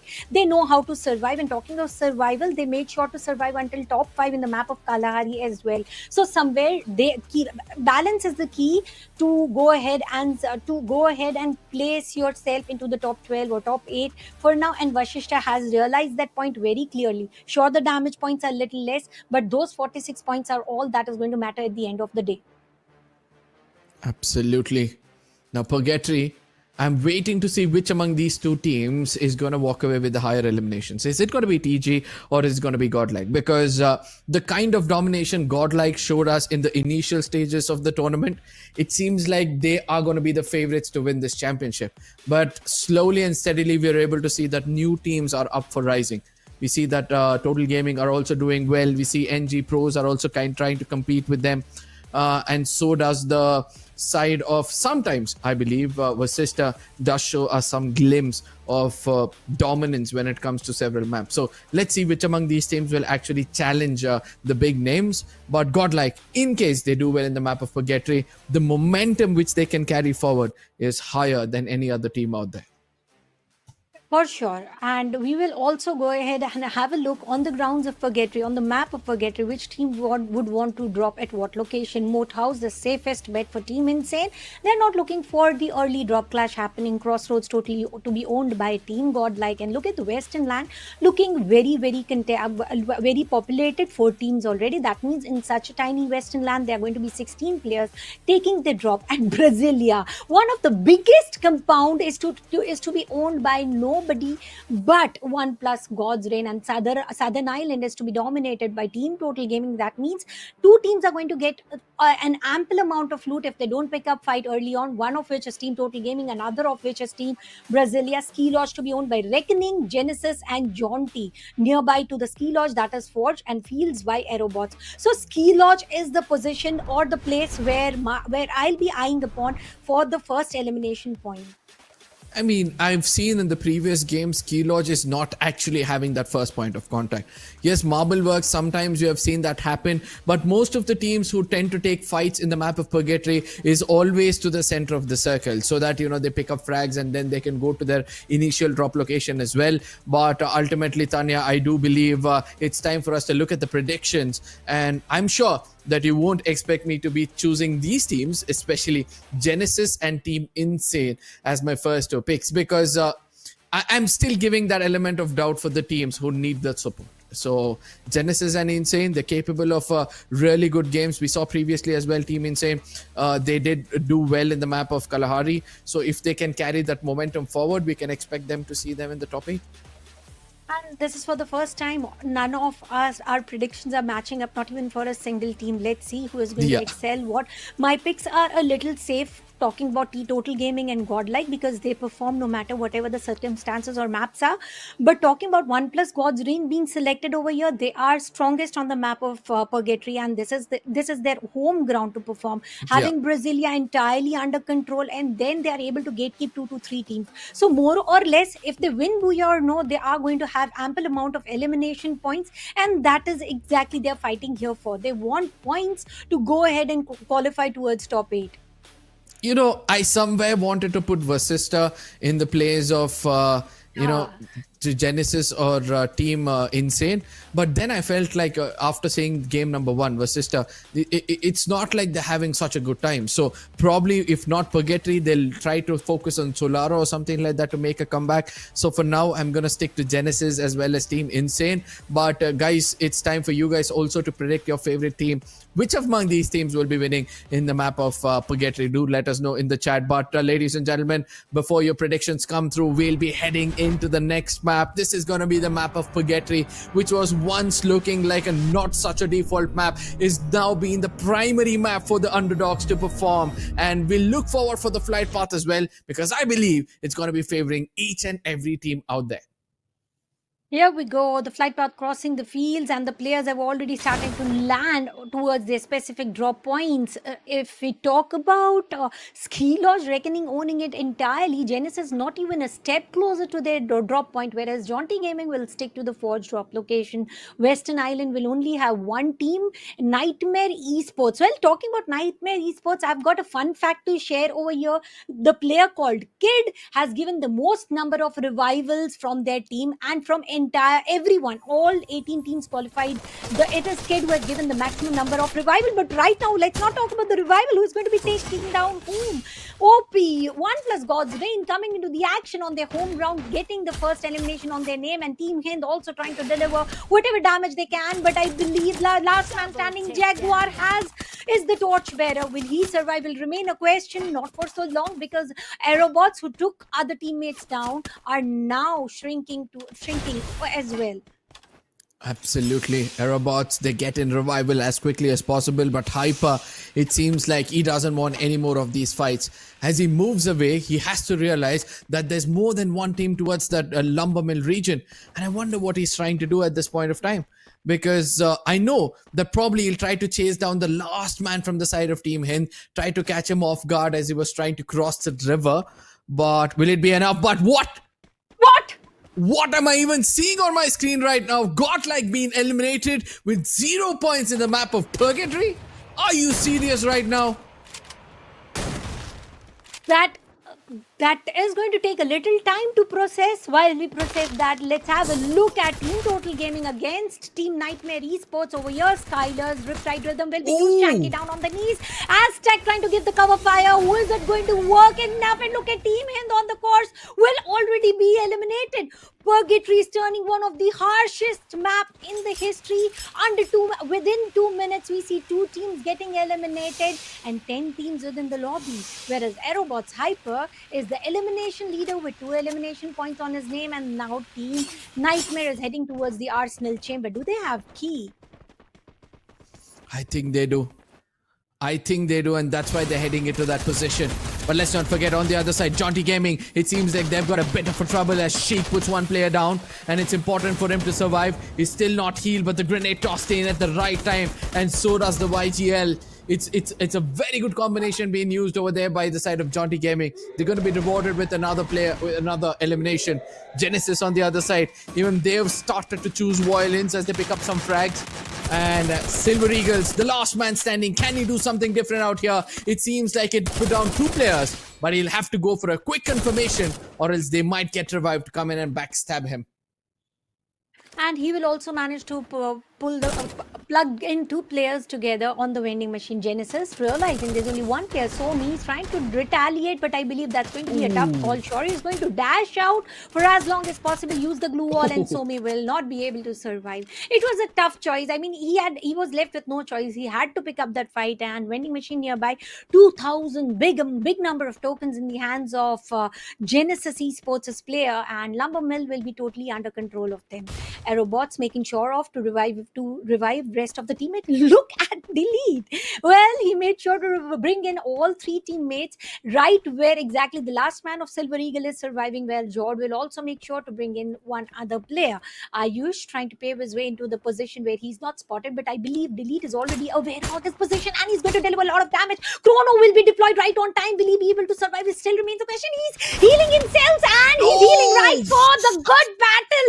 What sort of the retaliation did Ayush bring in? Mafia turned into ashes. I was not expecting that move coming in from Ayush. He took his time. He knew that the time turner is going to give him some time. And ultimately, the shotgun right between the skulls was the right kind of an answer for an overconfident player from the side of Total Gaming. But for now, Silver Eagles, all of a sudden, we see all of the four players standing. And one of the player from Total Gaming is still pushing his luck. Is still wanting to pick up this fight. Will he be able to register some more? Jaunty Gaming versus Genesis. This is again a fight I do not want to witness. Genesis and Jaunty Gaming, both of them on the stronger grounds right now. Water rotation through the vehicular movements will be sorted and going towards a different direction and tanking the zone damage, and they're trying to run him down. Sure, they couldn't run him down. AC-80 was the shot they made to connect very flawlessly. Jaunty Gaming. Two cars rushing against one players. The plans were different though, and shots did make their way a different result. Zoev down on the knees, and there's no way he can be saved or revived. Genesis one player is near to the vending machine. All he's looking forward to go ahead and revive his teammate. Will he get the opportunity? It does. Trying to hold himself near to the vending machine. Yes, he does. He reaches there. Jaunty Gaming not aware about the play style of Genesis there, and here we go. He's heading towards a revival point. Now that is a big risk that he's taking. Junior is still alive, and that's why he's got that opportunity to take that risk. And what he's going to do right now is hide behind these containers, wait for the right opportunity. And also one more thing what he can do is do not get into the crosshairs of Jaunty Gaming, who are hungry for those eliminations. We can already see them got 5 eliminations. That's the highest so far. And slowly catching up is going to be TG. Shanky on the other side does do a bit of a damage. Ayush versus the same combination of players we see yet again. But again, Ayush tries to outsmart the players of Total Gaming. Shanky is going to be punished. And Silver Eagles, they're going to be happy as long as Total Gaming is going to be walking time and again towards their crosshair and giving away one elimination at a time. One elimination at a time and one revival coming in from side of Vashishta Esports over here. Height advantage from Vashishta Esports will allow the exact view coming in. Kid, the guy, this is the person who I was talking about. He has got the highest revival rate from the entire lobbies existing in the league stages. And right now he is at the hard position. He is at the hard place. Will he survive that? He's having good cover of the warehouse though. And now Vashishta Esports Tiger realizing it doesn't want to attack the zone damage, will be using the launch pad and try to move out of sight. But talking about the circle, it takes a hard western shift, western land and a little bit of mainland being involved and a lot of water routes altogether. Mount Villa is the place of fight right now. Vashishta Esports versus Nightmare Esports. Nightmare, Radhe Thakur, can he bring in that experience? It seems like Patlu is going to be a very close player for Radhe Thakur. He's already got that Max 7 in hand, waiting for that shotgun to take place. The Chrono Shield is going to be used perfectly yet again. Vasista, sticking to those textbook basics, will be rewarded with one elimination. But are they prepared for the rest of the players from NMR? Because it seems like they're kind of busy with Total Gaming. And it's important for them to be careful. Mafia again gets taken down by Ayush. Oh my goodness, Ayush. When are you going to stop insulting the side of Total Gaming? And here we go, Nightmare Esports. He's going to get Ayush down. A good connection and a good elimination point secured. Golf course will be totally owned by them for a while. And Nightmare Esports Roadchuck trying to move in towards the center of the circle by running on the edges of the shrink by tanking a little bit of zone damage. Dinoculars will also be used, and vending machine is the key position where he's eyeing the pawn near to the warehouse, and he will reach right on time. He has got enough tokens to give super res as well. The players being revived with P90 in their hands. Delete, well, he's also heading towards vending machine. He can plug in one player for sure and he will reach right on time, and nobody spotted him. It was the perfect time. He'll not only plug one, he'll plug all 3. Total Gaming, they need to be careful. because right now they're in the center of attraction. Every single time we see Total Gaming at the third or the fourth phase of the game, or the third or the fourth circle, they always have the center of the circle. Kunal on the other side is trying to do his best. Yes, it's a cat and mouse chase, but Jod eventually is going to be falling down. And from a distance, look at what's happening. A Riptide Rhythm, double Riptide Rhythm coming in over here. Jaunty Gaming, they realize the intensity of this game and they eventually fall back. Silver Eagles slowly and steadily trying to converge from two different directions. Ginotra is going to be using the time turner yet again, will be registering another elimination. Silver Eagle, it seems like their wings have been clipped off. And there's no way they are going to make their way without fighting up one or two teams. While talking about fights here, Junior is also struggling a little more. And he will again be knocked down. It is the map of Purgatory where blue walls are the only amount of cover. Ita's spotted, taken down, and he might be eliminated. Sure, the elimination points has been secured by robots, and realizing the threat, he is trying to use the launch pad and going out of sight. He successfully evades. Where is he evading though? That still remains a big question. Ayush is still here within the vicinity of robots. Sure, one player going out of sight to go ahead and revive other teammates while other remains here to get that elimination points. Will he succeed? And the blue wall was deployed right on time, denying all the bullets. Absolutely. Zoeb, he needs to survive. He needs to stay away from the crosses of all these teams. Ayush gets taken down. The confirmation is going to follow up closely. Now, Genesis, are they going to be the next team to be eliminated with one last man standing? I believe that Aerobots will also look forward for any kind of a movement inside of the circle. Zoeb, so far away from any vending machine close by, now will look forward to play for revival. Silver Eagles, even they've got one last man standing. Somi, so far away from the circle. I'm waiting to see what kind of a gameplay he's also going to be bringing in. Talking about gameplay right now, Jaunty Gaming have to play a better game. If you have a look at their current position, they've got Team Insane nearby and 1+ God's Reign as well. Now we'll look at Vashishta Esports, 4 players intact. Chrono will be deployed for again healing themselves and then entering the circle. Total Gaming just across the corner. They are trying to make their way, but Total Gaming has got the opportunity to gatekeep each and every team right now with the angle that they have created for themselves. And with that point, Silver Eagles again plugging in 2 players. Total Gaming's Mafia will shut down Nightmare's Radhe Thakur. Total Gaming playing edge to edge, trying to get the information of Silver Eagles, and Genesis getting eliminated. Last man, Zoe. Aerobots were on the hunt of spotting him down, and they not only spotted, but they also took him down. Vashishta, 4-man roster, still alive. Should be revived. Because there are I think he should, but I don't think so that's going to happen. Nightmare Esports on the other side gets eliminated, and slowly and steadily we're able to see that many teams with the man disadvantage are now getting picked off. Silver Eagles, I do see the last player trying to come into the circle. Probably he'll be the next man walking into a crosshair of a team looking forward for eliminations. As TG Shanky is going to be taken down. And Silver Eagles, yes, they also get eliminated. And with this, we are left out with the top 7 teams in this game. Who's going to take away the booyah? If we talk about the circle right now, there's only one team holding the circle very good. That is 1+ God's Reign, Jaunty Gaming playing edge to edge. On the left hand side, they have got Team Insane, and on the right hand side, they have got Aerobots, and behind they have got Vashishta Esports. They are the ones who might be taken down by several teams altogether. They are focusing on one team who is choked or stacked. 4-man roster entirely in one compound. 3 grenades should do the deed. Are they looking forward to rush in? Because they are still not exactly aware about the existence. But Total Gaming just got eliminated by Team Insane. Total Gaming, a sad depart for this team after domination in the map number 1. It seems like now they'll be heading back to the lobby for a reset. Jaunty Gaming on the other side, they're trying to be as consistent as possible. They've got enough number of points in game number 1, and in game number 2 they've already got 8.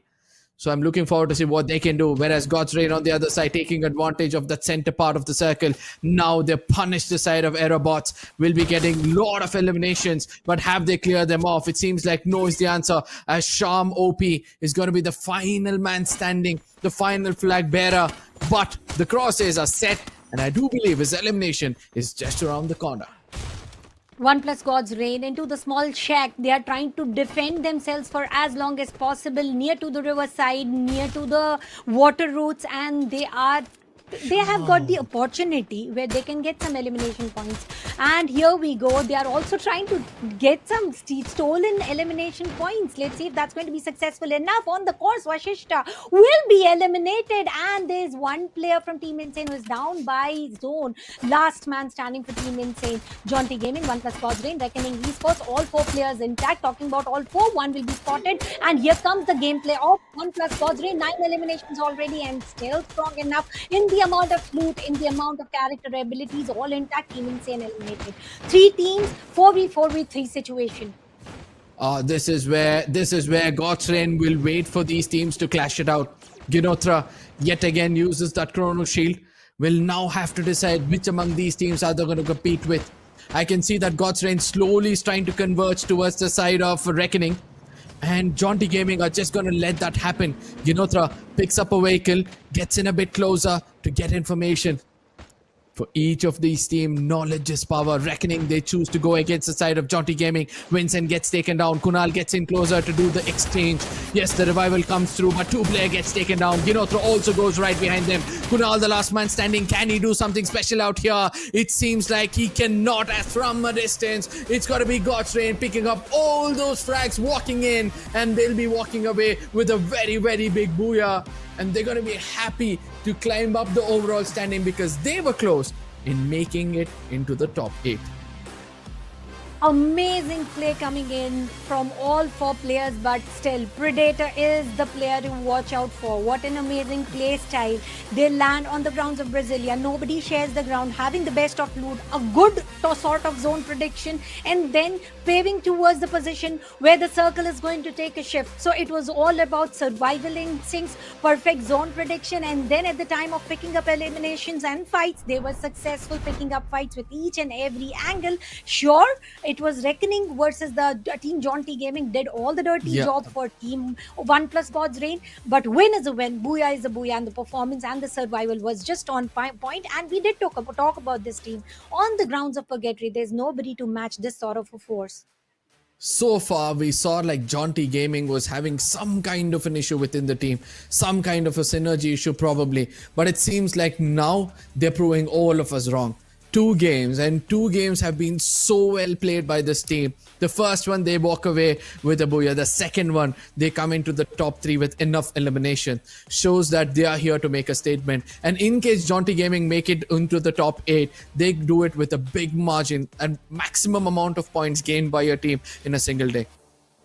And there's one team who went empty-handed, Team Godlike. Now that is something worse that happened in this particular map of Purgatory. Sure, we missed that sort of a battle that we really wanted to witness. What went wrong for Team Godlike that they were totally perished in a blink of an eye on the grounds of Purgatory, where they landed right on point. They had everything that they wanted, and we'll talk about Godlike a little later. My eyes are all upon OnePlus God's Reign, who dominated the lobby with 15 plus elimination points, and the final shot is right in front of us. Absolutely, Jaunty Gaming from one side was looking unstoppable, and there was a point when God's Reign played the game really well because the intentions were clear. They wanted to push Reckoning Esport towards the side of Jaunty Gaming, and that's why they kind of took that uphill battle, created that pressure against Reckoning, and then eventually the tides changed. But at one point of time, it looked like Jaunty Gaming was also thinking the same. They did push off the side of Reckoning towards the side of God's Reign, and then they stepped back, and that is where they made a mistake, and due to which God's Reign were able to walk away with a total of 27 points and 15 eliminations, and they're going to be happy with how they performed. They are definitely going to be happy after the performance on the map of Kalahari. They went empty-handed, and right now they are on the number 1 position of the leaderboard. Jaunty Gaming just trailing along, 10 points of buffer, but 17 points is everything that they could accumulate. Talking about Aerobots, 14 points, Reckoning, 14 points, Team Hen, 0 points, Godlike, 0 points, Genesis, 5, Nightmare, 7, something is not functioning properly for the latter half of the leaderboard, where right now Vashishta and OnePlus God's Reign definitely did a little better with what they performed in the previous map. But Team Total Gaming, they also choked a little hard, where the rush was not supposed to be delivered on that particular point of time because they were all in the open grounds. But then they have to do what they have to do. They are here to bulldoze everyone, and everything. We'll have a look at the scoreboard, because that is exactly we'll get to know about the day of two maps of performance. Team Total Gaming 41 points, Jaunty Gaming just 2 points away, Arka. Absolutely. Now, we're able to see that Total Gaming, even though they are getting eliminated, thanks to their primary map, like the map of Kalahari, the amount of eliminations they raked up in that one single game, it's going to give them the top spot, 41 points already, and they've still got four more games to go. And they were needing almost 100 plus points to make it to the top of the table. And I believe they're in the right track. For now, Jaunty Gaming with 39 points already. Even they're walking in the footsteps of Total Gaming. Team Insane on the other side, 29 points. God's Reign, Reckoning, Aerobots, Vasista, each of these teams trying to maintain that 11-point average in both these games will be rewarded if they continue this consistency. And this consistency is the key towards successing in the top 8 of the leaderboards. Let's also have a look about who is going to be the MVP from the team OnePlus God's Reign, because performance, well, it has to be Predator. Skylar ability being used over here, and AC-80 will be the weapon. 5 elimination points on his name and 1672 worth of a damage. And not only that, he also made sure to deliver 4 assists. Sure, there might be some knocks as well where the players might be revived, but what he did right for the sniper role was he did not allow a single team to push towards them. Maybe Team Jaunty Gaming, maybe Team Reckoning, the house that they conquered right in the 3rd or 4th circle, it continued to be there only until the final circle. Yep, and a bit of a change with that Skylar combination. I can see a Maro, I can see a Moko, and then I see a Susie. I mean, I still am starting to understand why Susie has become the new favorite for the teams out there. And speaking about Manish as well, look at this combination. We got Oscar, Joseph, and then we have got Ford, and then out of nowhere we get another, Shiro? Is that a Shiro? I believe it's a Shiro.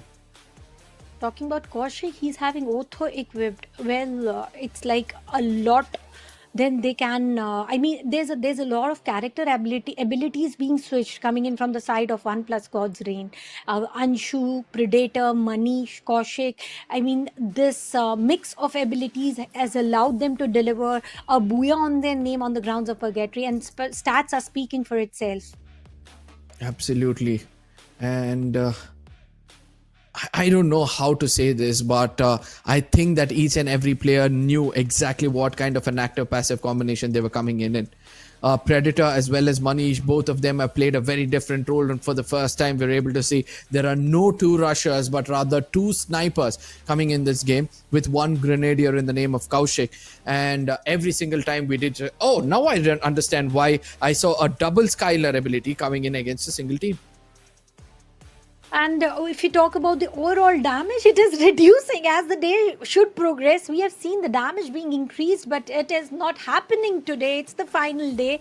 It's like if you come pick up a fight, either you are eliminated or we get eliminated. It's like the final play. And total eliminations 72, total knocks 81, 131 meters of longest distance. And on the map of Purgatory, with only 123 glue walls being deployed, where the covers are usually nothing but glue walls. They were not being utilized much. Somewhere the games are going a little differently from whatever that has happened in the past, in the history. Absolutely. 131 meters is the only happiness we're going to be walking away with the map of Purgatory. But the next map, this is going to be a crucial one, because after which they're going to be shifting gears to see what they can do in the final 3 games. And let me remind you, the overall standing is starting to look very, very different. And once we understand the overall standing can make a bit of a confidence push for teams who are doing well, I do believe those big teams out there will be the sufferers. And let's see who is going to bring in their best play or who is going to suffer what. But for that, we'll have to wait and watch. We are heading for a short break, so stay tuned. See you on the other side.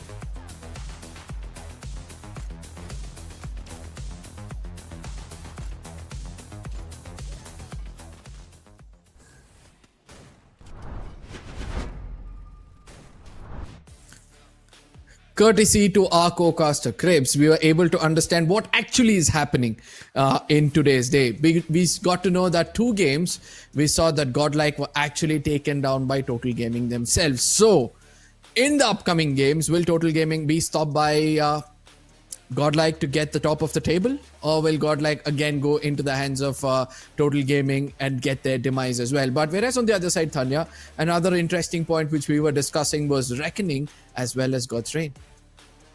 Reckoning and One Plus God's Reign, now they are only digging up on each other's graves right now. Sometimes it is Reckoning who has got the upper hand, sometimes it is One Plus God's Reign who has got the upper hand. The rivalry still stays intact even during the week 2 of league stages, and it continues to do so. No matter whatever the map is, they are having a brawl upon against each other. And talking about Godlike versus Team Total Gaming, Team Total Gaming has got nothing to lose. We both know about it. They are just chasing in to go ahead and grab the number 1 position and take down NG Pros on the leaderboard. But Godlike, if they keep on going empty-handed, they might have to face the fate of elimination or not getting qualified towards top 8. But on the map of Bermuda, which are the teams to watch out for right now?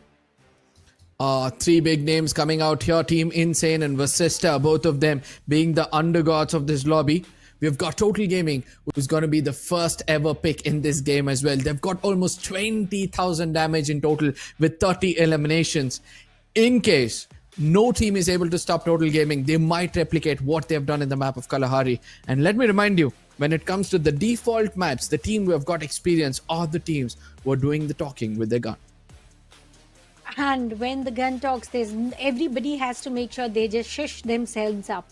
Whose guns are going to make the loudest noise? Who is going to go ahead and grab the biggest of booyahs? Talking about booyahs over here, two teams getting one on their name, and Vashishta, the underdog teams being spotted in the top 3 teams. I mean, they are delivering more than they can. They are supposed to. They are coming up in top 5 situations as well. So that is something they are doing just about right. But what else is right? The drop points are the preferred drop spots right for each and every team on the grounds of Bermuda. Now, somewhere I feel that Godlike might actually not go to peak. They might go to a far off place, something like Mars Electric or Observatory, try to pick up the right kind of ammunitions and then come in wild against all the teams out there, because that's the only way for them to come into momentum. Whereas on the other side, Aerobots and Reckoning, yes, the chances are pretty high for them to go in for a clash.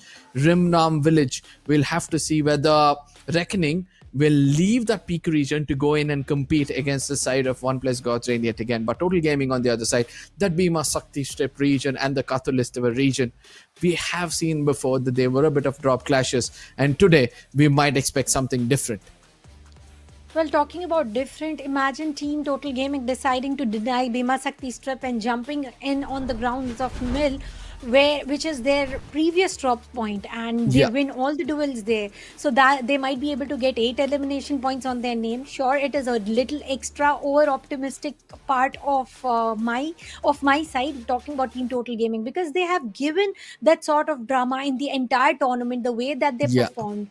But talking about performances, we also have caster predictions from either of us, which is Team Total Gaming, Reckoning Esports, and Vashishta here in the mix.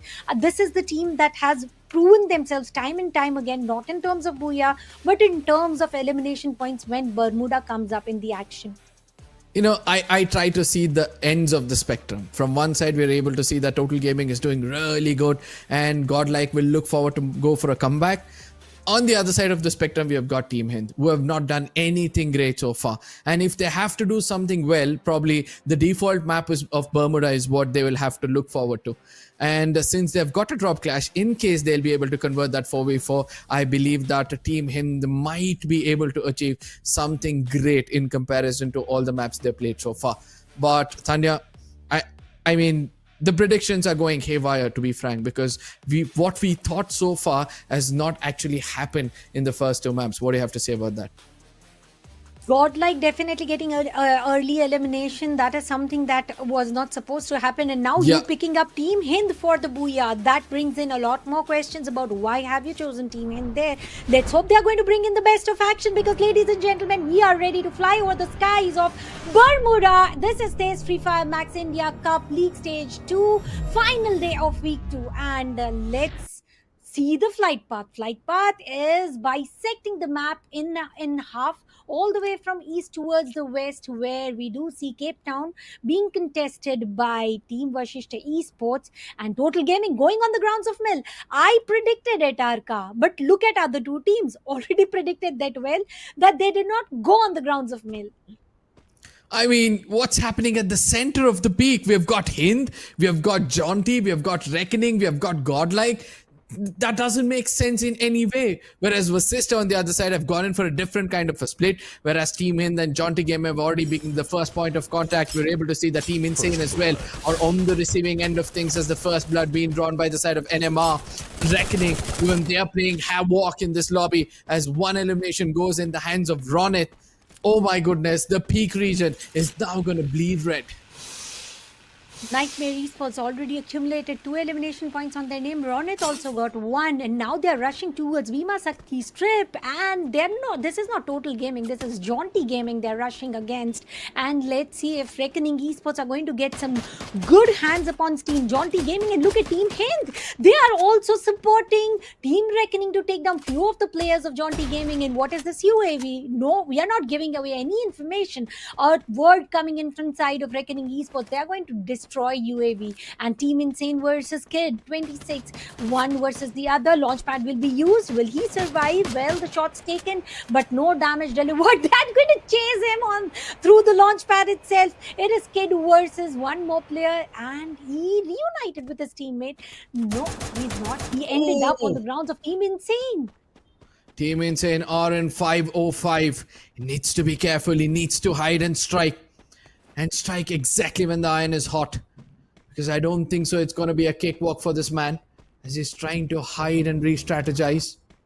Whereas on the other side, Team Hind, they were trying to face off the side of Godlike at the peak region. The confidence surging in this team.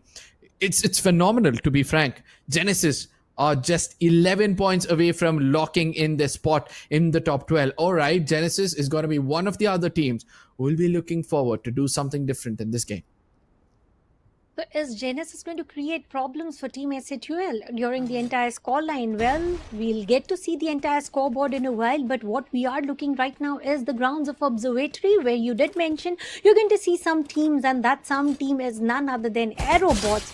We took a drop there, got some elimination points, are still holding on strong. Rimnam Village was the drop point for 1+ God's Reign, and now they are also on the move. 2 players have already moved their way to get more information and best of the rotation. Sentosa, it is Team Hind versus Vashishta Esports, who is going to take down Wukong, being used by Kaushik. And what a shot coming in from side of Kaushik. It was just a pixel, and Kaushik was able to connect that shot. That was just amazing coming in from the side of Kaushik of 1+ God's Reign. Jaunty is also going to come in the mix. Kunal needs to be careful. It seems like Kaushik knows the location. Kunal immediately falls back. And there was no way that Kaushik could have got to know that Kunal is coming in from that angle. He was kind of right behind that hill, but I believe it was Halim from the other side was trying to take pot shots against Kunal, and Kaushik understood that there was a player out there. Whereas on the other side, Aurobot slowly pushing in against the side of Kunal, because the one man standing out there with the Thompson trying to be, a mafia king. Will he be able to do so? UAV is got to be deployed from him to get information. Halim is going to be falling back, but nothing whatsoever coming in from his side. As he's waiting for his teammates to come in, he launches up in the air. Kunal, could he be picked off? No is the answer, as Aerobots, they give up on this chase. On the course, the Arsenal chamber is now open. Who is going to get the best of ammunition and arms? Oh yeah, Alim trying to push in Casey's ability with Sheikh as well. They are rushing together. It is going to be a 2v4 situation, but look at Anshu. He's aware about their existence, delivered a lot of damage. Will be using the dash. Chrono will be deployed immediately. It was a 2v2 situation. Alim with a shotgun has got a better hand right now. Let's see, is it going to be stronger? No! Anshu shuts him down, followed by other as well. 1+ God's Reign are ruling the grounds of Observatory now with 5 elimination points and not even a single player downed. Oh, they need to be careful, because I can see one player from Jaunty Gaming not far away. Ginotra, he's been that sneaky snake before. He's been that person to watch out for. He does strike when the iron is hot, but Hyper on the other side wants to take this 1v2 battle. Coming from the other side, Kaushik is trying to take those shots, but the time turner yet again comes active as Hyper is going to be damaged heavily and eventually gets taken down. Manish with that Trogan yet again lands a beautiful grenade, but Silver Eagles, they've been cut off from this lobby. Silver Eagles. Well, they are going to be the first one to bid goodbye on the grounds of Bermuda. We still have 11 teams. Observatory will still remain the ground where we can expect some fight happening. Treatment guns will be used over here. Jaunty Gaming, Ginotra hiding himself into the corner, and now they are fighting against 1+ Quadrain. And down on the knees will be confirmed by Ginotra. And will he survive? Will he manage to pull an escape over here? Jaunty Gaming's other players will also push in. Vending machine nearby, which is already been taken care of. Nobody can rush in, nobody can enter, nobody can go ahead and revive there. They are guarding the vending machine. On the course, Nightmare Esports have gone a little harsh against Team Insane. 2 players down. One will be eliminated on the other side of the map though. Both now.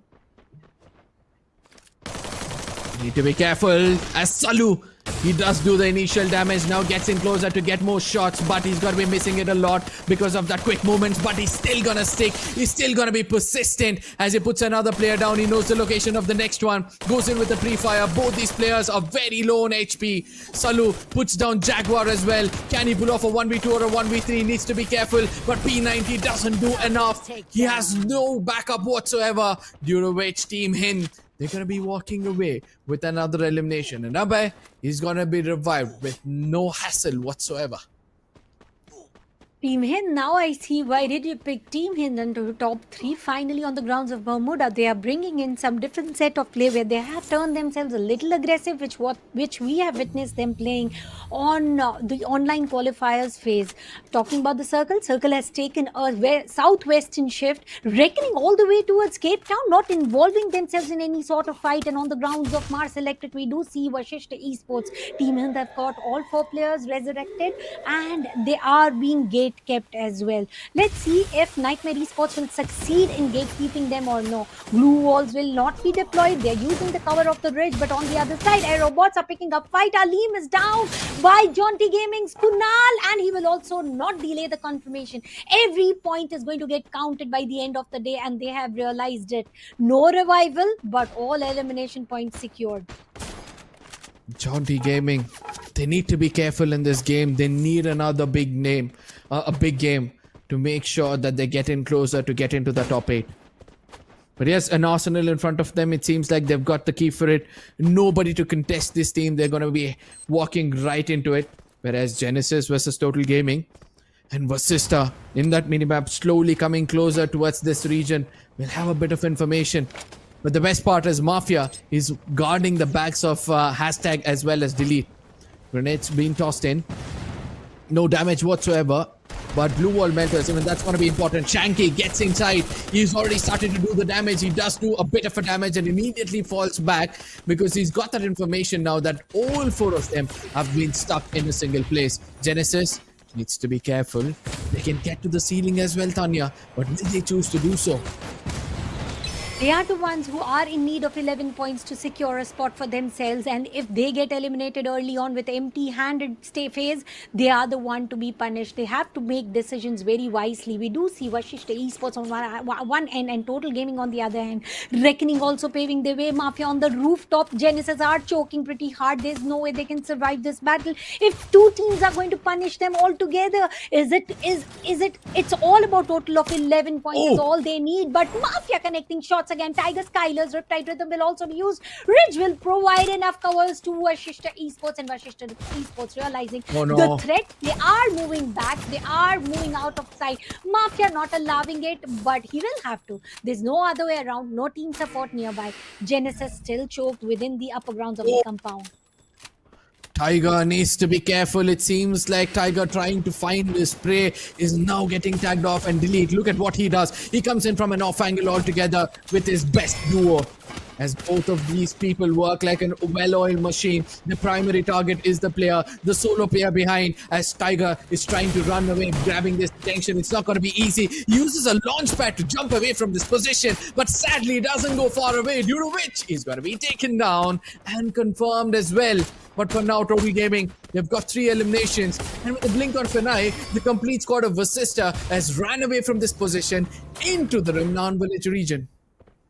And here comes Launchpad. Here comes the rush up against Genesis Esports. They did manage to revive both the players, but are they ready enough? Glue walls deployed everywhere. Throwables are not yet introduced. They are trying to get information. Aztec using the grenade launcher to give a push. Is that grenade launcher enough to shut Genesis Esports right now? It's all about Mafia being taken down, and is there trade happening? No trades are not happening. As soon as I say that, Zoe will be down, and the grenade launcher will also come into the action. It is the master of the weapons right now, and Genesis goes empty-handed. All 4 players of Team Total Gaming survives.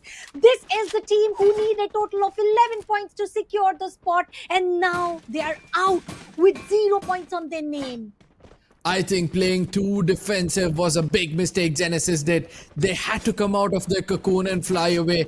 But it seems like they were waiting for that caterpillar to mature and became way too late. But Total Gaming, what a way. Hashtag with that grenade launcher being the president of this team. And then eventually, as soon as they understood there's another team bouncing back, they quickly reset themselves and they prepared 2 of those players up front. And I'm sure that Mafia with that sniper will be gaining information. And Delete as well with the shotgun waiting it out. Hashtag on the other side, he puts up a launcher to run away from this position. But eventually they fall back, wait for another fight to be taken place. Ronan gets taken down, Hashtag with that opening. Whereas on the other side, Reckoning, they've got in for a quick revival. But Total Gaming is not making that happen. Mafia gets taken down and the trade comes in from the side of Hashtag. But from a distance, Delete is also giving the right kind of backup. But I don't think so. It's going to be easy for them. The band advantage going in the favor of Reckoning right now. Woto, can he revive and come back and retaliate as Total Gaming lose 1 player, 8 eliminations, and Aerobots at a distance get eliminated as well. Godlike finally coming into the action up against Team Insane. Got some elimination points, but Reckoning versus Team Total Gaming. The fight continues on this exact compound, and they're using Launchpad to evacuate the compound. They do not want to have a control, and they are up against fighting against Team Godlike. Now, Team Godlike versus Team Total Gaming has been the continuity ever since the entire tournament, but Reckoning's Vota will also push in, which this push was not worth of doing right now. Vota will be spotted, delivered a lot of damage. Delete will make sure to go ahead. But no, it was Godlike who took down Reckoning Esports and 1 more player from Jaunty Gaming. Here we are left with 6 teams remaining. Yogi spotted by Nightmare Esports is down on the knee. Sure, they have enough time to revive. Look at the total points. Godlike, they are at 255, whereas Total Gaming, they come to 344. And they're 66 shy from making it into the 400 marker. They might overtake Non-Stop Gaming, but they need to get a good game out here. Total Gaming, Shanky is already not there. They have the man disadvantage. Versista on the other side, they rely on information. They've been holding this position from a long time, and they need to step out, take advantage of this fight. Yes, a lot of grenades are going to be used for now. A lot of glue wall melters as well. But any team stepping out of this cover in this open field will be attracting a lot of firepower. So they need to be careful. But Nancy on the other side versus NMR puts down 2 player. Maro also gets taken down. But in the blink of an eye, Godlike, it seems like they have got momentum. Finally, they are in form with whatever that needs to go ahead and grab a Booyah. If not Booyah, at least some elimination points. And Mafia will be spotted and taken down by Kaushik with AC-80. This is Rimnam Village, the drop point for 1+ God's Reign. And this is the final circle again. 1+ God's Reign has got a different set and different skill for predicting the zone just about right every single time. Riptide Rhythm against Kunal will be used. And here comes the blue wall melters. Is it enough to protect himself? Throwables will be introduced, and that is it. Kaushik will use 1 final blow of a grenade and will shut him down. Godlike a total of 13 elimination points and with the advantage of upper ground. Delete being taken down. YGLs are going to be used now. I don't think so. Now, God's Reign will, kind of be on the verge of making any kind of mistakes because they need to be careful. They need to come out of that position only when required. Total Gaming on the other side, they're kind of outside of the circle with just 2 men standing. Godlike, they've got that height advantage and now they'll choose to take on the weaklings and that's what they're trying to do. Push in against the side of Total Gaming and guess what? Predator on the other side makes things even Steven as Marco and Nancy will now have to take a 1v1 battle or a 2v2 battle. Hashtag comes out in the open, moves around, he's got that Trogan. Can he land a grenade in the opponent's face? Nancy comes in closer. Yes, he does the damage against hashtag. Delete the last man standing. Uses the dash. Will be getting away from that position. But the glue wall melters. God's Rain do know when to strike. As it's got to be Marco, the last man standing. Can he pull off a 1v4? I don't think so. It's got to be as God's Rain rush all together against him. Will be grabbing that Booyah by the throat. And they're going to be so happy to register a very, very good game yet again. And I still remember the grenade that was precisely cooked by Kaushik, who got the control over the elimination of that one particular player from Team Total Gaming. Right now, the momentum lies in one hand's team, that is 1+ God's Reign. They're not stopping anytime sooner. They know what's in the need to get into top 8, and they are making sure of to fulfill those needs. Sure, they did not have the map of Kalahari under them exactly as they wanted to, but right now you count it on the grounds of Purgatory, they did everything right. Again, coming towards the map of Bermuda, they did everything right. All they're doing is dropping on the safest spot, which is their destined stop, and then they go ahead, pick up some fights, and they predict the circle wisely, and then it all ends up with the correct fire powers being utilized. That is the perfect play set or the play style coming in from side of 1+ God's Reign. And same goes for Reckoning, but sure, this time Reckoning were on a little shorter hand. I mean, I feel that Reckoning are still trying to find that rhythm in the game. They're still not able to pick off good fight, bad fights. And even if they try to convert a 4v4, then they lack that circle. So probably they'll have to go back to controlled aggression. But what's happening amongst the big war is how Godlike is making a comeback. We were discussing about this, Tanya, that Godlike, once they start to get that momentum, the final 3 games is where they'll start to show their true colors. Total Gaming on the other side, they've got another average of 10 to 12 points in a single game. So I do believe that they are also walking to pick up the top spot in the overall standing. Yeah, we did get to see where they scored around 338 points or something, and now they are just 40 to 60 points away from grabbing that 400 point marker, which nobody has reached, and they want to make sure that they end up with being number 1 on the leaderboard. Let's have a look about how did the final blow come in from the side of 1+ God's Reign by securing a Booyah. It was 1v4 situation where Team Godlike was struggling hard because the ridge, which was once supposed to give a strong cover, they were falling down, and there was no way they could have survived that, where Godlike Esports got shut down by Kaushik. And here comes the celebration. Predator giving a good big smile, and this time it is all about Kaushik. I did like the way he evacuated the compounds or the small shacks near to the riverside.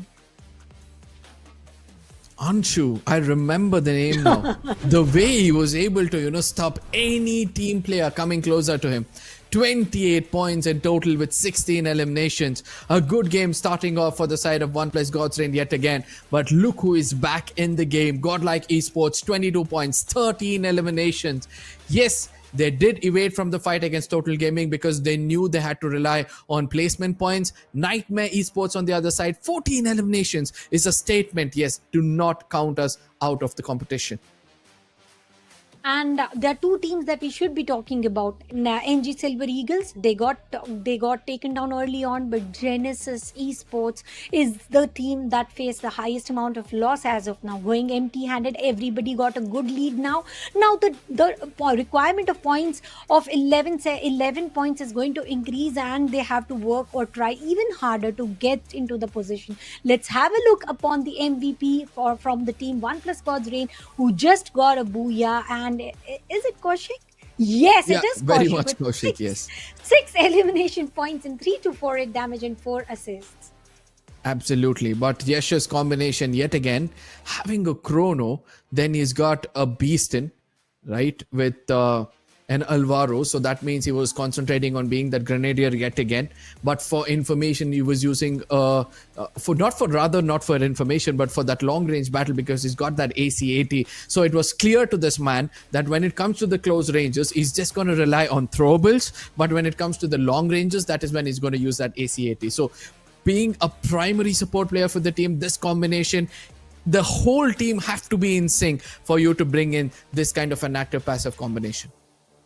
Talking about all four players right now, Chrono, Tatsuya, Oscar, and Skylar. All four, these are the top four characters being picked in the entire set of tournaments, and this is all four being picked by most of the teams. Sure, we do see the difference coming in. And talking about Anshu, sure, the dashed play that we spotted was just amazing. And Manish, he is also trying to deliver as and when needed. Now, this is the only team where we get to see two snipers, one bomber and one rusher. One rusher is doing the work of two men actually. He's also trying to create some space, also trying to manage that space remains their own, and the team support coming in from the side of Manish for sure. Yeah, absolutely. Whereas on the other side, Predator and Manish, both of these players, they have understood the lobby well. They're like, you know what, there's no way we can get a close range battle. So since we try to defend our spot, let's try to pick up frags even before they enter our territory. Because in case they do, then we have got Kaushik, who can, cover each of those close range with the grenade. But ultimately, I think it's time for us to look at the next stats, because that's going to have a different number being told altogether. 50,000 is what I was expecting, but ultimately 46,000, it doesn't disappoint me. There were only 20 revivals happening in the entire map of Bermuda. I do believe this is the least amount of revivals that has happened by far in the entire set of tournaments. If we talk about 68 total elimination points, 91 knocks, and the longest shot is also going to be 107 meters and 144 total glue walls being used. So that means the entire key for the team right now is not allowing a single player escape, resurrect the entire team, and then create an opportunity on the other side to again come up against them. They made sure to decimate each and every team. Godlike bringing up their form, Jaunty Gaming again in form, and talking about OnePlus God's Reign, they are the form right now.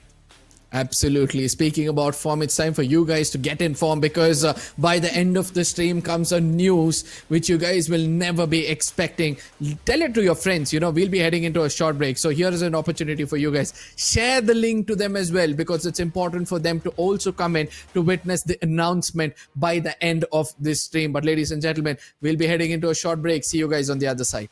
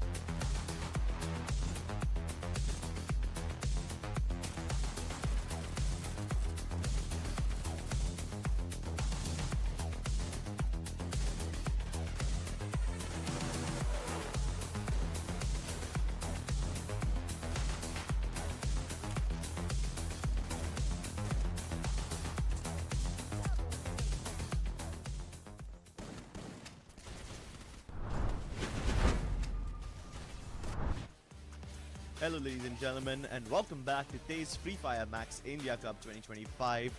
3 games for the day are done, 3 more remain, and your casters for those 3 games are gonna be me, Crips, and alongside me, we have Azora. How are you feeling about the first 3 games, bro? I felt it was somewhat like a chase for most of the teams to enter towards the top 8 or top 9. But here's the thing, right? They want to fight in class squad, but they have to showcase something much better when it comes to battle royale mode. So most of the teams I saw were struggling, Crips, to be very honest. And there's always those 3 names who are like continuously showcasing some really nice gameplay, which is Total Gaming, Jaunty, surprisingly, alongside Godlike as well. So all 3 of them, they're causing a lot of chaos and ruckus. So I'm just hoping that the upcoming teams who are planning to head towards the top 8, what will they do in the last 3?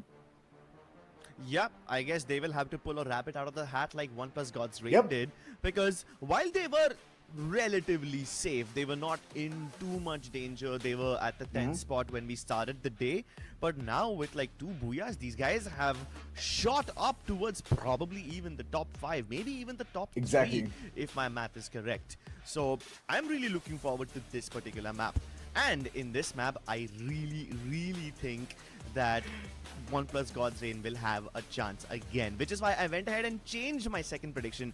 I mean, Godlike and Total Gaming were obviously gonna be my pick. Of course. I was gonna pick Jaunty Gaming as my 3rd team, and I was like, no, wait.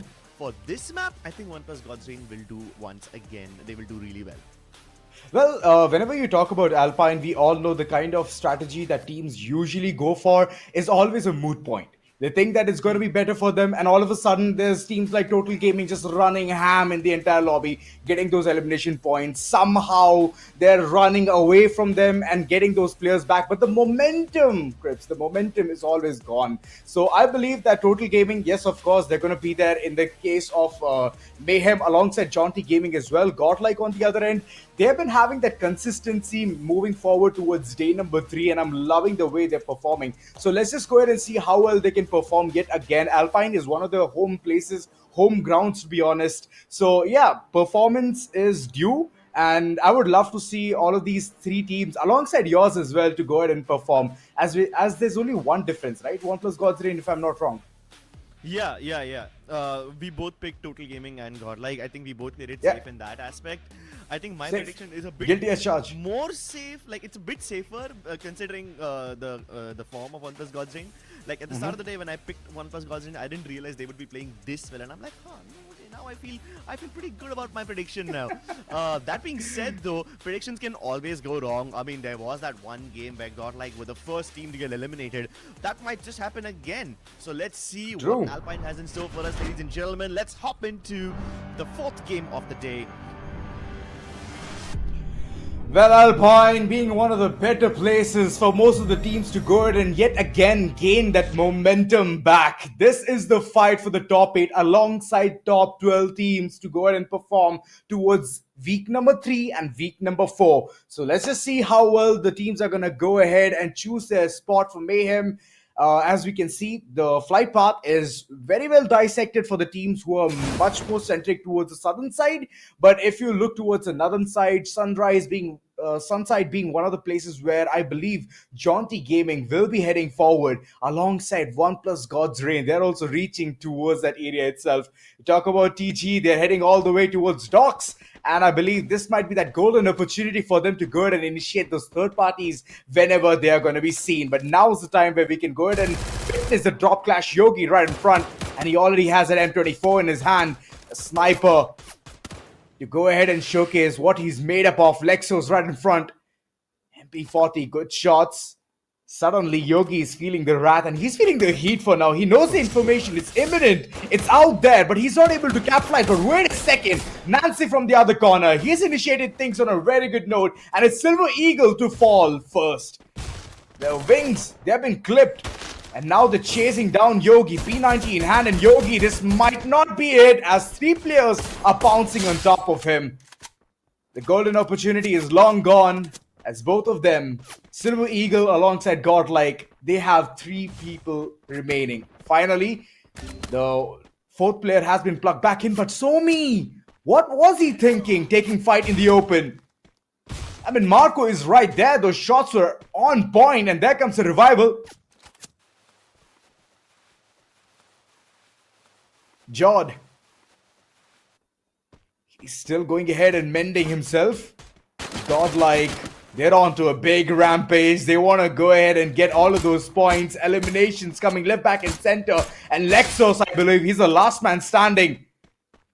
Still trying to run away, but wait a second. In the midst of all of that, it's Godlike to shut down Silver Eagle.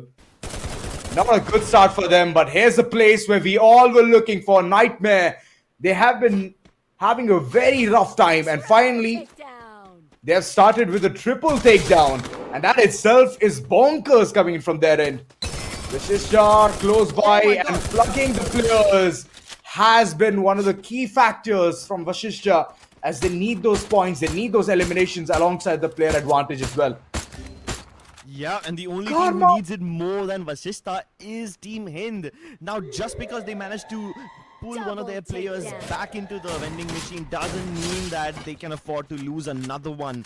Just gaining one player while trading out the other isn't exactly progress, and Team Hind are desperate for points. My goodness.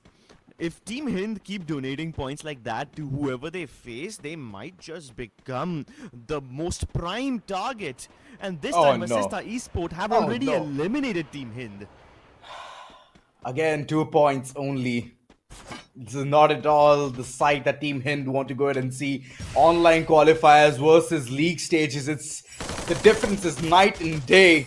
And right now, Avijit, he thought that he could do one thing better. The Team Insane, they're also facing the wrath of Nightmare nonetheless. So let's just see how well RNS can go ahead and retaliate. Either he's going to take at least a frag or two, or just run away, skedaddle, and bring the players back. And bringing the players back is much better situation which is being created by RNS, as most of the players who were thinking about running away and getting a certain spot, they've been removed from the area. Hacker, he's currently stuck with so many players, and he's the only one to go ahead and bait it out for the team. And Hacker at least has the entirety of Snowfall under his control. The remainder of Nightmare players are starting to move away from this area. But then again, I can say the same for the members of One Plus God's Reign as well. They might be close towards Garrison, but what on earth am I witnessing? Godlike getting into yet another fight against Total Gaming. This is like the 4th time these guys have faced each other today. And this time, Godlike is coming out on top. Within a matter of seconds, Total Gaming were eliminated with not one single point. And somehow even Reckoning Esports were eliminated in the meantime. And true that. Reckoning, I thought that they can go ahead and do something in the map of Alpine, but unfortunately, it's still your picks alive, which is One Plus God's Reign alongside Godlike from my end. So let's just see how well both of these teams are going to go ahead and play. So far, One Plus God's Reign, they haven't been taking those quick fights. Danacle is being utilized for the rotations as they're getting the information and slowly but surely heading towards the circle. Checking every single nook and cranny. You never know. There might be that one player lurking in the shadows and trying to get that one player from their position. So yes, vision's peeled. And Vashishta, eyes on the prize. Genesis right in front. I can see a drone being deployed, trying to get the information. Now you shots fired on top of him. And it's Patlu who's trying to do the good deed for the likes of Vashishta. This can be the battle which Vashishta was looking for so long. Launchpad in the midst of all of the action. Wow. The kahunas this man has. Yep, Tiger did a massive move over there by jumping across, knowing that his teammates can cover him. And now Patlu is trying to rush down Etazo, but Etazo has backup from his teammates down south. SMG battles dancing in and out of that chrono time turner, and Etazo has his angles broken. Swaroop with a double knock onto both Etazo and his teammate right next to him, puts them in the lead. And it's up to Junior to get his fallen teammates back, but Vashishta Esports won't let that happen. They're chasing down Junior. They know that he's gonna make a play for the vending machine, and they wanna cut him off before he can cause any more trouble. Oh, that can be a really big slap on the wrist, and Junior, oh, the launch pad. Junior, calculative move coming in from his end. That was very smart and a good decision from his end. Vashishta, 12 eliminations strong, right now leading the entire board. And Junior, he's under the radar. A couple of players, one from the flank and from the front. It's going to be Patlu. And there comes the entire knuckle sandwich being fed upon. So Vashishta, they're on a sweet 13. They are indeed on Sweet 13, which is quite rare to see from a team like Vasista. But what's even better is that in just the first circle itself, 5 teams are eliminated. I have never seen such an elimination-heavy game in the entirety of TEZ FFMIC India Cup so far. And we might just have another team fall because OnePlus God's Reign have lost Kaushik. That too to Nightmare Esports. The most unlikeliest of contenders are taking down the team which have already secured 2 booyahs for the day. What on earth is happening? Did we just wake up on the wrong side of the bed or something? Because this is not what Alpine's supposed to look like. I expected a bunch of fights towards Forest Red and River Mouth and, you know, all those fights I expected where one player will survive, someone will go for the rest, but no, 5 teams have been eliminated. Most of the battle is happening towards Snowfall, and somehow the teams that we expected to win, one of them is already out. True that. And now looking at the circle, it's dead center between the map, favoring even the southern side of the island alongside the majority of the chunk. Forest Red can be one of the places where I believe OnePlus God's Reign will be heading forward. And there you go.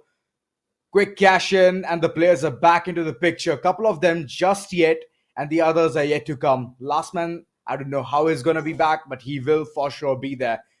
But talking about Vashishta, they're calling it a late rotation. Similar thing goes in for Genesis as well. They are taking every single step cautiously. But here's another thing, right? They need to be very careful about Jaunty Gaming. They are at their prime at this point of time. And I'm hoping that Genesis, they can somehow make their way inside the circle. And 2 giants right in front waiting for them. How well can they tackle the situation? On the other end, we can see even Nightmare calling in the rotation from the northern side, and they're heading towards Militia, which is a good spot. There's no one at all whatsoever there. So you can call in your realtor, you can thank them, you can congratulate them, you got a really good house. But other than that, the rotations from the southern side and the eastern side is looking very chaotic. Exactly. It's like a class disparity over here. Militia completely unoccupied free real estate. Meanwhile, Forest Red is being heavily contested by 2 big names, Vasista Esports and OnePlus God's Reign. I mean, OnePlus God's Reign already are on a hot streak today, but Vasista Esports have found themselves a new wind in their sails just for this game in particular. 13 eliminations to their name already, and they look to make it 18. Can they attempt it mid-air? Yes! 2 people connect their shots. Swaroop and Patlu both combine their efforts to knock one player down. Oh, he's back into the foot. Let's go. Back into the picture yet again. OnePlus God's Reign. They're playing it very calculatively. Couple of eliminations. It's unlike their gameplay whenever it comes to the map of Alpine. But it's alright. I'm gonna bite. Yup. And OnePlus God's Reign keep losing players back to back. First it was Predator, now it's Manish. Anshu almost bit just, and the moment he takes off that jump pad, he gets shot back down. No more airtime for you, young lad. No more acrobatics. You know, hot pursuit.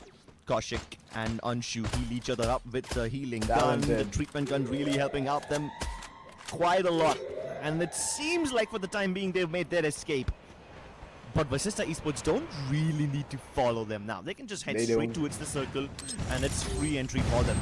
Meanwhile, Godlike and Jaunty Gaming are about to lock horns. Keep in mind, Godlike just engaged against Team Insane a couple of seconds ago, and now they're engaging against Team Jaunty Gaming. A couple of bulls locking horns right now. Jaunty Gaming, it's the fight for the survival to head inside the circle. Kunal for now going for the hot pursuit, trying to get the information, but unfortunately the information will be very little as they need to use all of those glue wall mentors in order to understand what's going on. Nancy on the other end, he's trying to aggress Marco alongside Echo. Both of them just moving forward. Vincent calling in the shots, he wants the height advantage, and this is where things are gonna change. Once you get the height advantage, that's where you can go ahead and capitalize to every and any given situation. But in the middle of all of that, I believe the fight has been deviated to multiple places. But that one nade was absolutely shell-shocking. Marco, he's instantly hit the retreat button and he's heading all the way towards Yogi. The push is going to be imminent and he's been knocked down. Jaunty Gaming, one-on-one trade moving forward. What else can they do in the nick of the time? Jaunty are now way too aggressive and they're paying for the sins. Another player going down on the ground, and Genesis, wait a second, they're joining hands? Yeah, they might just be joining hands. Take a look at Oh, yes, they They're did! using the healing bonds to continue this assault. But from afar, it's Genesis Esports who are laying Jaunty Gaming to waste. All the plethora of angles that Jaunty Gaming acquired by getting that height advantage have been nullified because they never expected Genesis to come through. And Genesis have been playing very passively up until now. They chose their moment to strike, and they strike when the iron is hot. Oh, the laser beam accuracy coming in, and right now they're very calm, they're very collective, all thanks to Nightmare. Else I believe for a fact that they would have gone bonkers with the fight previously. But now Godlike, they're all safe, they're already headed inside the circle, they have a compound as well. Nancy is gonna call it home. And Vashishta on the other end, they're towards the western side. I'm looking at the mini map, and yes, there you go. The information out there, and Dinocle is being utilized. And this is some massive information coming in from Avron. Yeah, insane. I mean, they know that Genesis have only one rock and a tiny amount of landscape for cover. The only hard compound that will exist in the circle is gonna be that arsenal towards the center of the zone. 16. And even getting to that is gonna be extremely difficult. 1+ God's Reign. They are suffering losses, once again losing a player to a combination of the zone damage and the bullets that Vashishta Esports is firing upon them.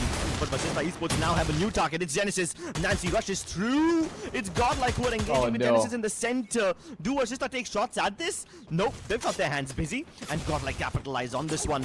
Eco, and Marco both rushing down Junior, trying to take jump shots across this fence. They scale up. Junior tucked in What a tight. cocoon. Can't take that fight. It's time for him to prove that he has seniority, but unfortunately will be put down in his grave, and that's the end of Genesis. Oh, the only thing he's gonna be remembering is the back pain right now. Godlike on the other end, 15 total elimination. Dinoculars constantly being utilized. You can use 3 times in a map. And that's what they're doing to perfection to get the information onto what's the next hideout for the opponents. A Nightmare, Vashishta, these are the two teams who are very healthy. And Vashishta on the other end, they are the most notorious out there in this lobby. And yes, Godlike, they've understood the assignment. They're heading all the way towards the throats of Vashishta in order to go ahead and take them down. And then later on, Nightmare as well. 16! Okay. These are the Giants. Nightmares are the Giants currently, as 15 points and 15 points are going to be rewarded each for Godlike alongside Vashishta. So let's just go ahead and see how Nightmares are going to play this. Yeah, but take a look at Vashishta Esports. They are moving all the way around the periphery of the circle, trying to avoid Nightmare Esports as much as possible, because they know that Nightmare Esports want the compound that currently Godlike have under their control. And Godlike are just using their glue walls to keep the barrage of grenades outside their house. But Vashishta might just get angles on the Arjuna. They are in danger. They need to get inside this house quickly because Patlu is starting his reign of terror. He's finished off Arjun already. And now Godlike realize that Nightmare are in trouble. They only send Eco outside to get angles. And Eco gets one knock, but he gets raided by Swaroop. He should be able to call back in cover and get rest, but Radha Thakur is in way too much danger. There's 2 glue wall melters on top of him. And Patlu lot of damage. Gap in down. Way too much damage. Yes, Swaroop lands a nade right inside the house, blows up Marco. Nancy down. My Swaroop is on a cleanup mission. Vashishta Esports are unstoppable. I had Vashishta in mind. I so had Vashishta in mind when I was picking for the caster predictions. But wait a second, Vashishta, that rotation was sublime. Nobody understood that all of a sudden they have taken such a big detour, and from there on, taking down Nightmare and alongside 1+ God's Reign in the midway, that one solo player, he was trying to survive till the very end to get that additional points. At least 9 was what he was hoping. But unfortunately, that was not at all given, all thanks to this one team. And look at the way they had the manpower advantage till the very end, Crips. If this is the case, if this is how Vashishta is going to play, then for sure they're going to enter towards the top 8. Oh yeah, 100%. I mean, I'm just starting to wonder where was this Vashishta Esports all throughout the day, right? We needed them Hiding. the most.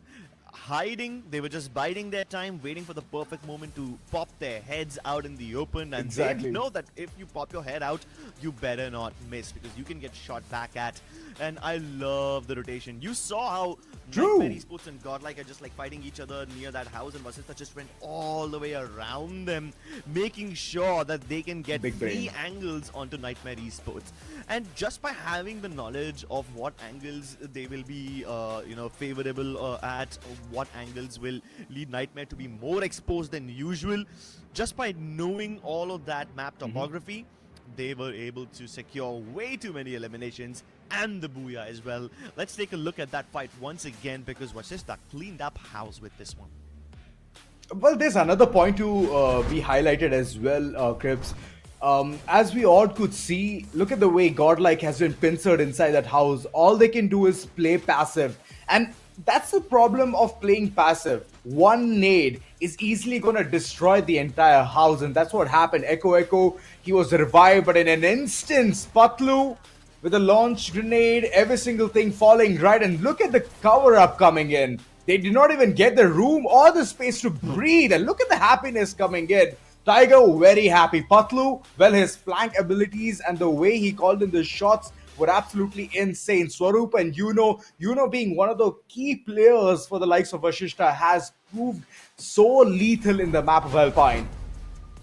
Exactly. Godlike thought that they would be safe in that tiny little wooden shack, but that shack became their coffin as Vasista Esports blow them to smithereens. 34 points. Are you serious? 22 eliminations. Never in my wildest dreams would I have imagined that Vasista will drop a 30 bomb. That too in one of the last few games of this day, in the dying embers of the group stage over here. I would not have imagined that. And they are a whole 9 points ahead of Godlike Esports. Keep in mind, Godlike, Nightmare, both of them had phenomenal games, right? Both of them have 16 eliminations. So they are at 24 points and 25 points respectively. But then, after that, outside of the top 3, that's a sharp drop. This is a very top-heavy game, because after Nightmare Esports at 24, you have every other team at single digits. Godlike, they were decimating opponents, and they were using teams like Total Gaming, Reckoning Esports as fodder to get those elimination points. But yes, Vashishta, they have proved to be very lethal, and that's how you can go ahead and upgrade your position. Total 64 points secured in the neck of 4 maps, which is massive. OnePlus God's Reign as well. They're on the tippy top, all thanks to a couple of booyahs that they've received. And other than that, I believe the game changer is going to be that one factor where Vashishta, if they receive more points, they are for sure going to derail OnePlus God's Reign's entire performance. But Total Gaming, they're right behind with 1 point trailing right behind. So I'm expecting some kind of a mayhem coming in. Nexterra, Godlike Esports, 56 total points. So far, so good performance coming in from there. And that's how the entire chronological order has been. But Team Hint, Silver Eagle, Genesis, Aerobots, Reckoning, they have to buckle up. Yeah, they really have to buckle up. I thought Genesis would have a decent impact on this game because they had a nice position up until the second last circle, and then they were just completely nullified. Even teams like SHUL, who are not even playing today, were in a good enough spot. They had plenty of points to be inside the top 8, but now given the way that Reckoning Esports, OnePlus God's Reign, even Nightmare Esports are playing for that matter, Team SHUL might just be in a little danger. True that. So the danger part is here, right? Most of the teams, they thought that they're going to be all safe after playing all of their 24 total maps.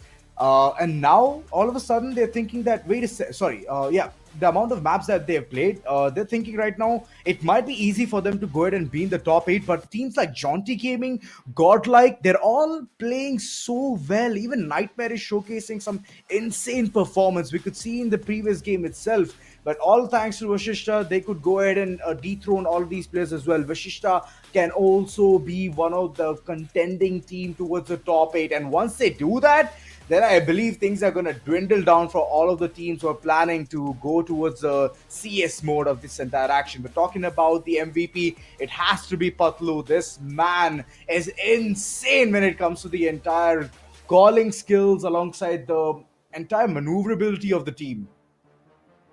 Oh yeah, and he was an absolute menace this entire day. Whether you are down towards the Red Forest, where you are trying to escape them, whether you're 1+ God's Reign, whether you're godlike, whether you're Team Insane, it doesn't matter. Even if you take your jump pads, Patlu will shoot you down mid-air. And if you manage to find some hard cover, he will nade you to oblivion.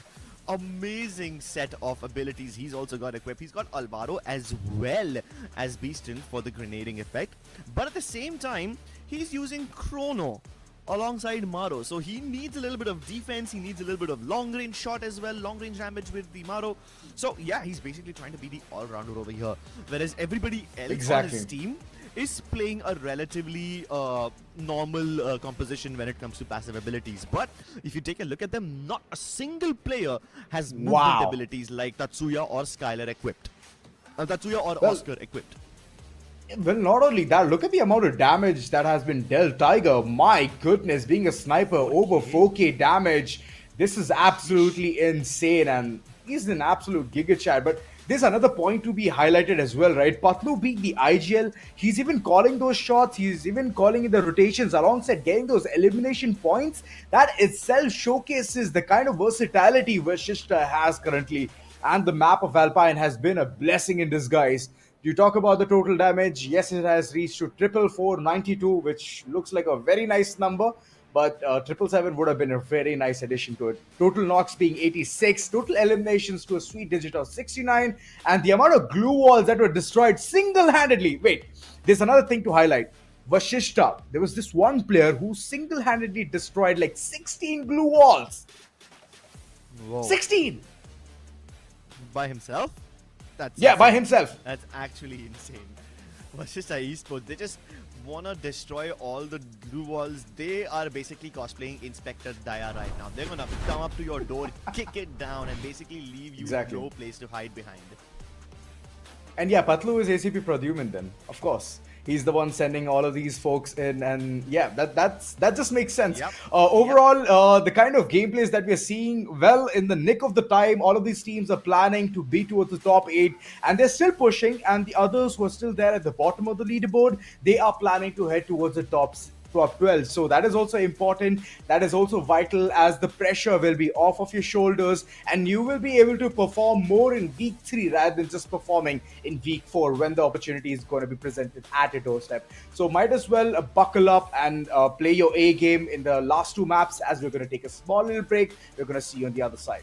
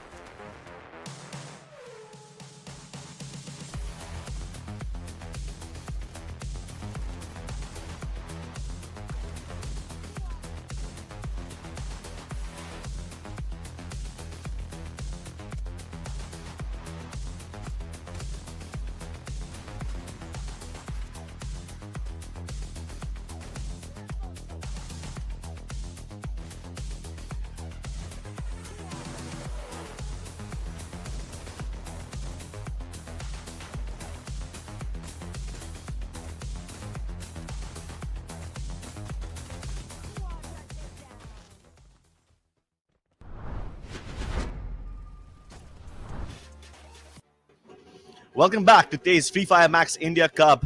And this is a cause for celebration for most of the teams over here who will probably make it into the top 12 and go ahead with flying colors into the next week. Some of them, though, will probably not make it. Some of them might make it to the week 3, but maybe not to the Clash Squad mode. That only the top 8 will get a chance to get a little prize out of that 20 lakh prize pool of the Clash Squad mode. But then again, they have 2 more games to prove their mettle, 2 more games to get in that top 8 and get a little more money for themselves. Do you think it's going to be enough? I believe it's going to be more than enough for teams who have already showcased some intense gameplay right as the word go. So at the beginning itself, we could see some really nice action coming in. And from there itself, we understood that yes, from here on, moving forward, there are going to be some opportunities of getting eliminations, Total Gaming, Godlike, all of these teams, they've already secured themselves towards the top 8.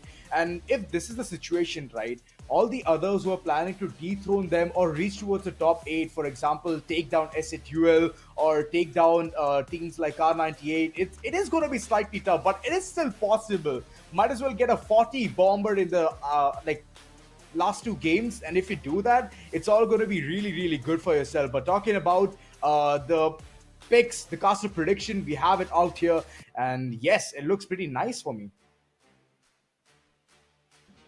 Honestly, in this kind of a situation, I am again going for the same picks that you went for last time. Like, you also picked up Jaunty Gaming and Total Gaming last time, but this time I've picked them both up. But instead of Godlike, I've picked up 1+ God's Reign over here, and I have a pretty good reasoning behind this one. It's because Total Gaming have been the highest eliminating team in this particular map. But Jaunty Gaming have a lot of placement points on the other hand, and this is one of the best maps for Jaunty Gaming. So I am hoping that the stats don't lie. I am hoping that my prediction comes true because of that. And so let's just go ahead and see. Genesis, of course, have chosen because, yes, they have to perform. They have to showcase their ability to go ahead and at least be in the top 12. And on the other end, I would say that this is the entire factor, right? I'm just expecting and I'm hoping that at this point of time, teams can go ahead and buckle up. It's last 2 games. Come on. You guys need to show what you're made up of. As simple as that. One team that I would really like to keep my eyes on is going to be Jaunty Gaming in this game, because the last time they were trapped in this kind of a situation, these guys were able to almost get the Booyah. I want to see if they can do it this time or not, ladies and gentlemen. We are going to be heading into Nexterra very soon, and the skies will be occupied by these players.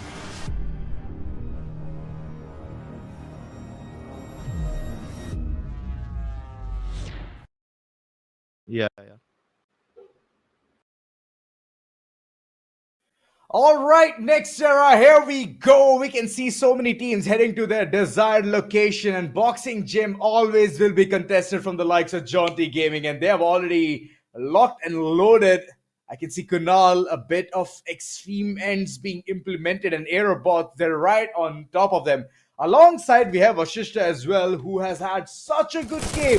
They're at rush down, and I believe they are going to rush down towards the likes of Aerobots, and the shots are going to be sublime. Another knock coming through. Patlu, my god, what's up with him?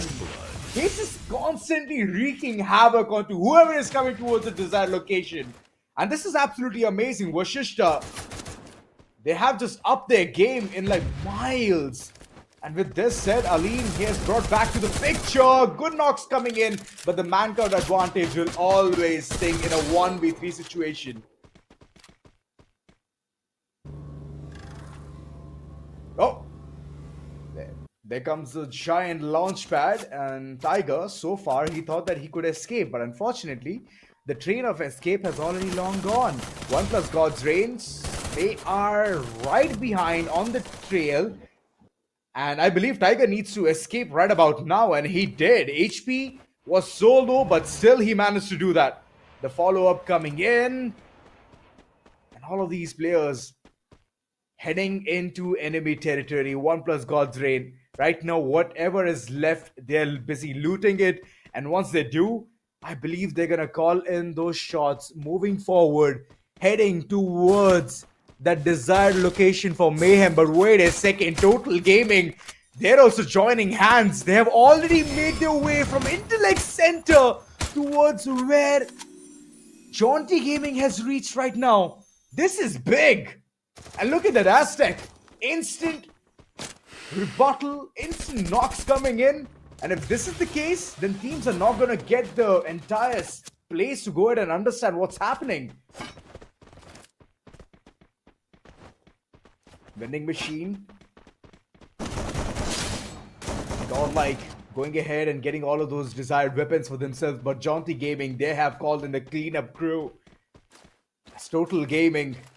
One by one, the players are perishing away. The last man standing, he's still alive. He needs to soon go in, plug that player back into the picture. As 1+ God's Reign, they have initiated yet another battle, and this might be it. This might be that one thing that we all were waiting for. Jaunty Gaming and Godlike. A couple of knocks already are in front of us. And 1+ God's Reign, sorry, they are going in crazy. Ginothra being the last man standing, and he's the only flag bearer alongside Aerobots. They're right next to each other. If the information gets leaked, then here's the thing. Aerobots, they might fade away.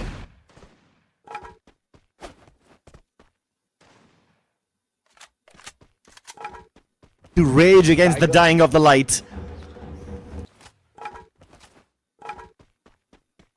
Vasishta Esports, on the other hand, I don't know if they actually want to engage with Genesis Esports or not, because at this point they're just trying to get as many angles as possible, but they seem to be abandoning the area as well. But while they are doing so, they keep shooting back. Nice shot by Patlu onto Duker. What? Great stuff. I mean, I did not expect Duker himself to step in and play. That's the coach, ladies and gentlemen. The coach is in the game. Finally. It feels like one of my wishes have already come true, and this is good. Duker coming to the rescue for the entire team as they are looking for the 12th spot. Boxing Gym, one of the places where Vashishta, they are slowly creeping in. As Jaunty, they've already made their way all towards Motor Ruins. And that's all thanks to this one team, 1+ God's Reign. The way they were reigning supreme in sickbay is just on a different level, on a different note. Vashishta, for now, you know, what a lovely way to call in the rotation, but in the middle of all of that, his car goes boom. Yeah, but at least his entire team hasn't gone boom. They can still continue fighting a little bit. Nightmare, on the other hand, have sent Kid ahead to do their dirty work. He gets the finish onto Nancy, but Marco is on the other side. Yogi from afar gets the knock onto Kid, and Marco now has an advantage as he takes on Rojak. Rojak tucked in tight. He really wants to take that fight and get away from there, just like the sun escapes at the end of the night. Gets the revive onto Kid as well. This is a phenomenal fight for Nightmare Esports. I mean, these guys, they should have been smelling like blood, but these guys just walked out of there smelling like roses, as if nothing had happened. Yeah. Yogi, hot pursuit, and look at Kid. Quick to run, and Yogi right now, he thinks that he needs to save the entire team, and that's what he needs to do. A lot of weight on his shoulder. Ronit on the other end, he's been punished.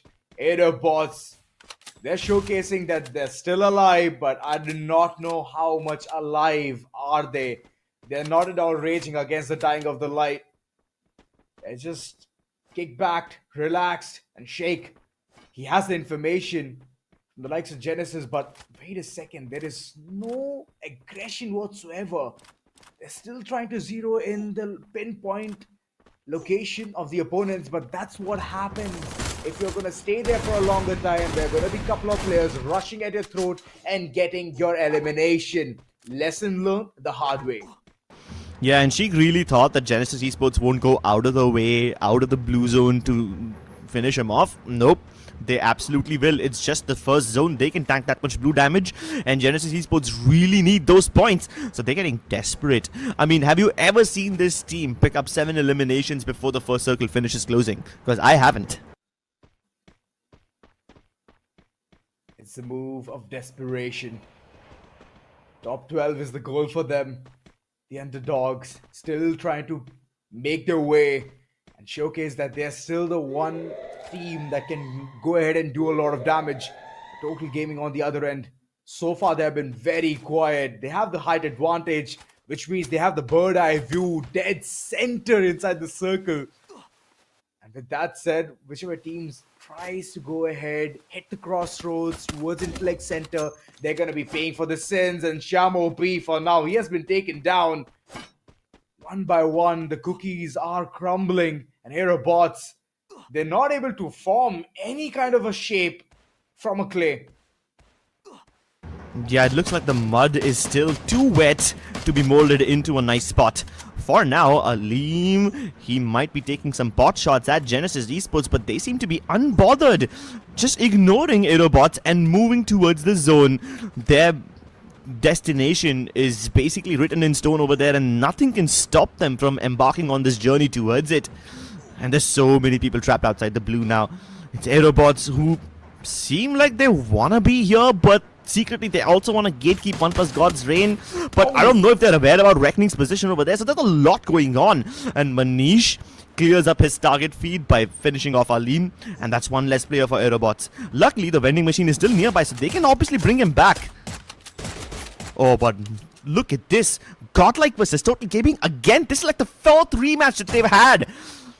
I mean, if you take a tally of what's been happening with these two teams in particular so far, Total Gaming have eliminated Godlike twice in the first 2 games. I don't remember them fighting too hard in the 3rd one. But in the 4th game, Godlike wiped the floor with Total Gaming. And now, in the 5th game, when they're fighting each other for the 4th time, they are at an impasse, I would say, because they really just want to get it over with. This rivalry has been like a thorn in their side. For us though, we enjoy the petals of this particular rose because obviously we enjoy these rivalries, but to each other they are the thorns. They certainly don't enjoy that. So Han Bota using that movement, but Predator is just too sharp. My goodness, that's ridiculous. Oh my And god, Reckoning wait a second. They just need 1 point? And if OnePlus God's Reign also succeeds to get 3 more, then SEQL will be knocked out of CS Swiss stage. Oh, this is a lot. This is a lot at stake. Come on, OnePlus God's Reign. Come on, Reckoning. You all can do it. Yep. Those points look very easy, but here's the thing. All of those birds which are going to fly down thinking that they're safe, they will soon get clipped because of one team who's still holding the height advantage, the Pinnacle. And look at that, Mafia has already taken down Shake, but this is a different fight altogether. OnePlus God's Reign against Genesis, and look at that. Every single one of them just perishing away as Jaguar. He's the thorn between this flower. Yeah, but Jaguar is down to just him. All his teammates are dead. And I don't know if he wants to continue surviving or if he just wants to focus on eliminations, because he seems to be favoring the latter for now. Reckoning Esports down and out of this game. They were so close to success. I mean, we saw that they needed just 1 point, but OnePlus God's Reign basically wiped the floor with 3 of them, and now their last player dies to the zone. I mean, while Total Gaming and Godlike have been fighting each other all day, even OnePlus God's Reign and Reckoning Esports have been fighting all day. Like, these two teams have been loggerheads at each other, and it's feeling like it's personal at this time. Total versus Godlike. I mean, it has to be personal at this time, right? You have absolutely no reason to pick up this fight, but Total Gaming just really want to satisfy their bloodlust. And their thirst for blood will not be quenched until it comes from Godlike, until they smear all that crimson all over their hands. Nightmare. In the middle of all of that, they have the information that Total Gaming is inside their shack, which is big, of course. But why not take shots against Godlike? That just showcases the little information that they have provided. Gatling right outside to provide the cover. Marco, for now, I can see the electrotherapy also working. Echo. Just waiting around the corner, lurking, trying to get the information. And the information will be retrieved real soon. Wait a second, did I see OnePlus God's Reign head all the way towards Nightmare? Oh, yes, I did. And look at Manish, she's trying to withstand the wrath of this team, but somehow hiding. underneath them. Yeah, and OnePlus God's Reign Team Hind, these guys are battling on the island of Intellect Center, which is a very isolated fight, so they don't have to worry about getting third-partied, but they might have to worry about crossing the river once again if at all the zone betrays them and goes down south again. For now, you can see that Abhay is the last man standing for Team Hind. So, OnePlus God's Reign basically have that entire area of Intellect Center to themselves. No people really looking to gatekeep them. And now the circle shifts even more towards the center, which means Total Gaming will have to continue moving inwards. And Mafia, ignoring Godlike, ignoring Nightmare, takes a shot at Team OnePlus God's Reign all the way on the other end of the planet. That is a ridiculously long-range shot. Metro Vincent. Damage King for now, over 2k damage already been dealt upon the opponents, and this is big. If things move on or shape in similar direction, then yes, the team is going to gain the confidence that they need in the end game. And right now, it's all about being Thanos. One snap and most of the teams are going to be out from the top 8. Might as well go ahead and perform Radhe Thakur. He needs to be very careful. There is a window of opportunity for him, but for the opponents, it's very wide open. Shanky! He has been spotted, and it is going to be Aerobots from the hindsight, and now he's calling in for the support. Aztec being constantly shot upon, instantly goes in for the heal. As those shots, they're decimating him. Finally, he's alive. And I'm glad that Raphael was not utilized, else those silent shots would be the death of this player called Shanky. Yeah, and I was so worried that he will get taken down nonetheless, because that Moko tag really just gets you the frag after you have shot someone at least one time.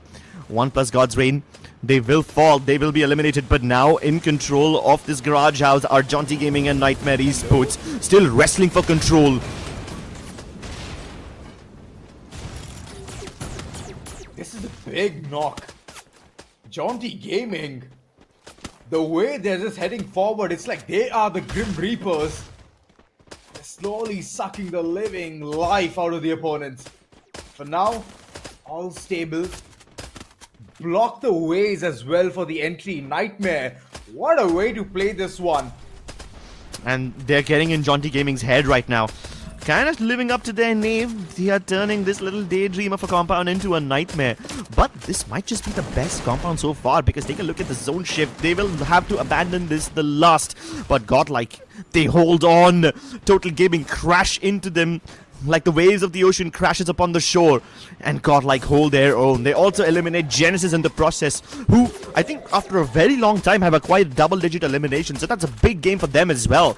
But now that Godlike have held their ground, they will be forced to relinquish it and move towards the compound where Jaunty Gaming and Nightmare are holding and sharing that one house.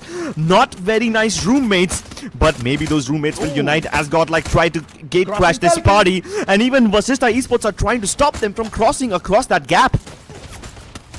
Oh my god.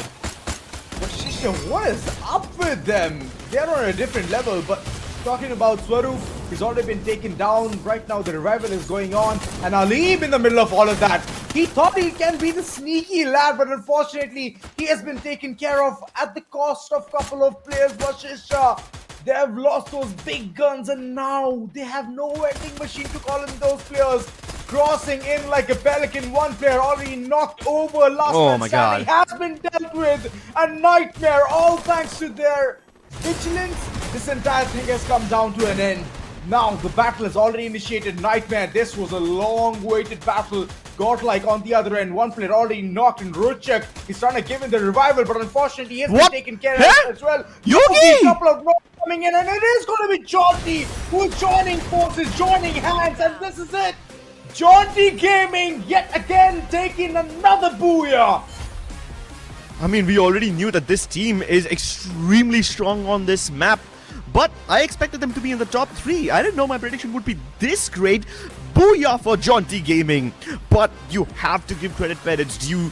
Yogi with that up close and personal AWM double elimination was responsible for the demise of Nightmare Esports, who, by the way, looked like they were on a hot streak. Given their performance in the last 2 games, I was totally expecting Nightmare to walk away with the booyah in this one again. Would have been a back-to-back for them. But hey, 16 eliminations is still amazing for a team like Nightmare Esports who desperately needed those points. Even Genesis, for that matter, 11 eliminations for them. I have barely ever seen double-digit eliminations from this team. Hey, but in the dying embers of this Group A and B games, if you're able to step up, then amazing. I just hope it's not too little too late. Jaunty, my oh my, they were just so vigilant. And this was so right from their end not to take fight against Nightmare. And the way Nightmare just bounced outside thinking that they're going to survive the wrath of all of these teams who are surrounding them, that I believe was a bit too desperation move coming in from their end. So yes, those eliminations were looking very good on paper, but practically if you talk, the way they could go ahead and achieve that was only one way: to stay intact, to stay put, let Jaunty Gaming go ahead and do the deed, as they were the ones underneath, and tank the damage from the circle, right? That's the best you can do. You have forward, you can go ahead and achieve that entire benchmark, and that's one of the places where they could not go ahead and achieve it. But moreover, the fights were looking so good, and once the thing goes outside the circle, once the circle has formed towards the region where there is no cover, that's where things get more spicy. Yep, and I want to see those spicy moments again. I want to take a look at that final battle, especially that double elimination from Yogi. I want to see it from his POV. I wonder if we'll get to see him. Most likely it will show us the overall fight from a grander perspective. But yep, here you go, Yogi. Just so fast, flicking around like it's nobody's business.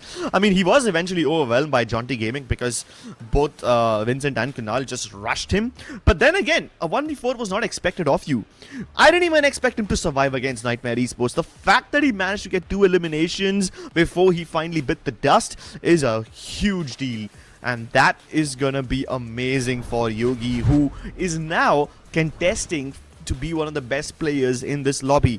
He's tired of his teammates stealing all the spotlight. Wow.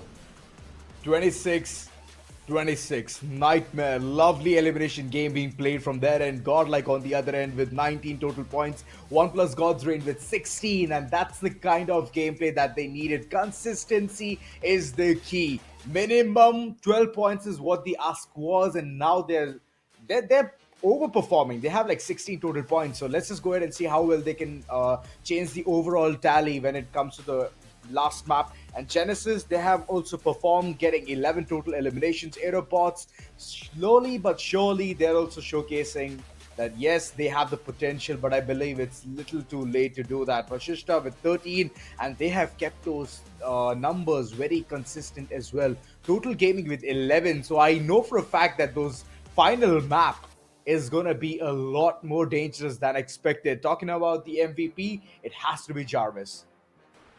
Yeah, Jarvis has to be the MVP. The rusher up close can't be denied. And especially when he's equipped with Ford, Thiva as well as Joseph, there is really not much that can stop him. The Ford won't let him take any damage from the zone, so in those last circles, he can afford to stay out there a couple of extra seconds, wait for the perfect timing to dash in with the Oscar and bust open all his opponent's glue walls. And even with the Joseph equipped, he makes sure that nobody else's utility can affect him. So he's basically just minding his own business, and he's got like a character composition which lets him do his rushing uninterrupted. True that. Alongside, if the team needs support as well, he has Thiva ready at the moment. Moreover, the information game has also been really good, all thanks to the Evron. So yes, AC-80, we did see some shots coming in, but of course it has to be the shotgun, which has been the best friend of Jarvis most of the time. And Nexterra has been an absolute delight for this team. So let's just go ahead and understand, detail the breakdown onto what just went through. 3 Avrons, which means total of 9 times you can go ahead and scan where the opponents are. You can call in your shots with rotations, or however you want to rush in down the throats of the opponents. Tatsuya alongside Oscar. So you can understand Kunal has also played the role of supporting alongside being aggressive whenever it comes towards the part of getting eliminations. Exactly, right? I mean, he doesn't have the abilities of a support character equipped. You would normally expect Chrono to be in the hands of the supportive character, or maybe like Cassie Healing Bonds to be in the hands of the supportive character. But nope, this guy is basically just a full-blown aggressor. And I think the entire team of Jaunty Gaming that way focuses a lot more on aggression, because why else would you equip Antonio? I mean, you wouldn't equip him unless you want to continue fighting all the time. And I guess Jaunty Gaming really picked their battles well that way. True that. But that is such a different, ability philosophy from someone compared like Nightmare Esports, who don't even have any Oscars or Tatsuya dashes available. They basically focus on Coda more than anything else. So yeah, very different approach. And Nightmare also almost got the booyah, but this time it's these guys, especially Vincent, with 2,400 damage, making sure that Jaunty Gaming bagged that game. This is massive. Total damage in the map of Nexterra has been 56,041, and that's really, really good. Above from expectations, as the previous one was around 44496, somewhere around that. So yeah, I'm very impressed, and total amount of glue walls destroyed has also significantly increased. Longest elimination distance has to be 126, and I know for a fact it was from the likes of Total Gaming itself. And eliminations, that has been one of the places where we all can understand the amount of revivals that were done in the map of Nexterra were next level. Oh yes, this is definitely a next level game where there's a lot of eliminations. Surprisingly, a lot of teams are actually surviving their initial encounters and managing to res their teammates back up. Even Team Hin, for that matter, survived quite longer than I thought they would. But this day has been the day for everyone to step up. Jaunty Gaming with a double booyah. OnePlus God's Reign with a double booyah. Vasishta Esports, these guys might have acquired the booyah in Alpine, but let's be honest, Nightmare Esports were very close to winning both Alpine and Nexterra as well, just stumbling down into the top 3. So all the teams who desperately needed those points, they've acquired them. Indeed. And here's the thing, right? OnePlus God's Reign, Jaunty Gaming, it's like multiple times booyah holders. These are the two teams who are wreaking domination in the final day. And if you talk about the teams to watch out for in the map of Solara, it has to be Aerobots. They have been very good when it comes to those individual fights. I still remember against Team Tycoons, this team just went crazy, and that's how they got their booyah. Reckoning Esports, this is another team to go ahead and watch and understand what kind of shenanigans they can also create. Godlike, of course. It's like a constant name throughout the map pool. Godlike. Yeah, these guys are undeniable. No matter what map, no matter which caster, someone or the other is going to predict Godlike in their predictions, and that has happened consistently throughout the English and the Hindi desk as well. But Aerobots, they have one rare opportunity to make a comeback over here, because this map of Solara happens to be one of their best. And it does make sense because they drop towards TV Tower, but they don't always stay towards TV Tower. They keep moving around the compounds between TV Tower and Archway. They use those zip rails really well to bob in and out of fights, never overstaying their welcome. Never.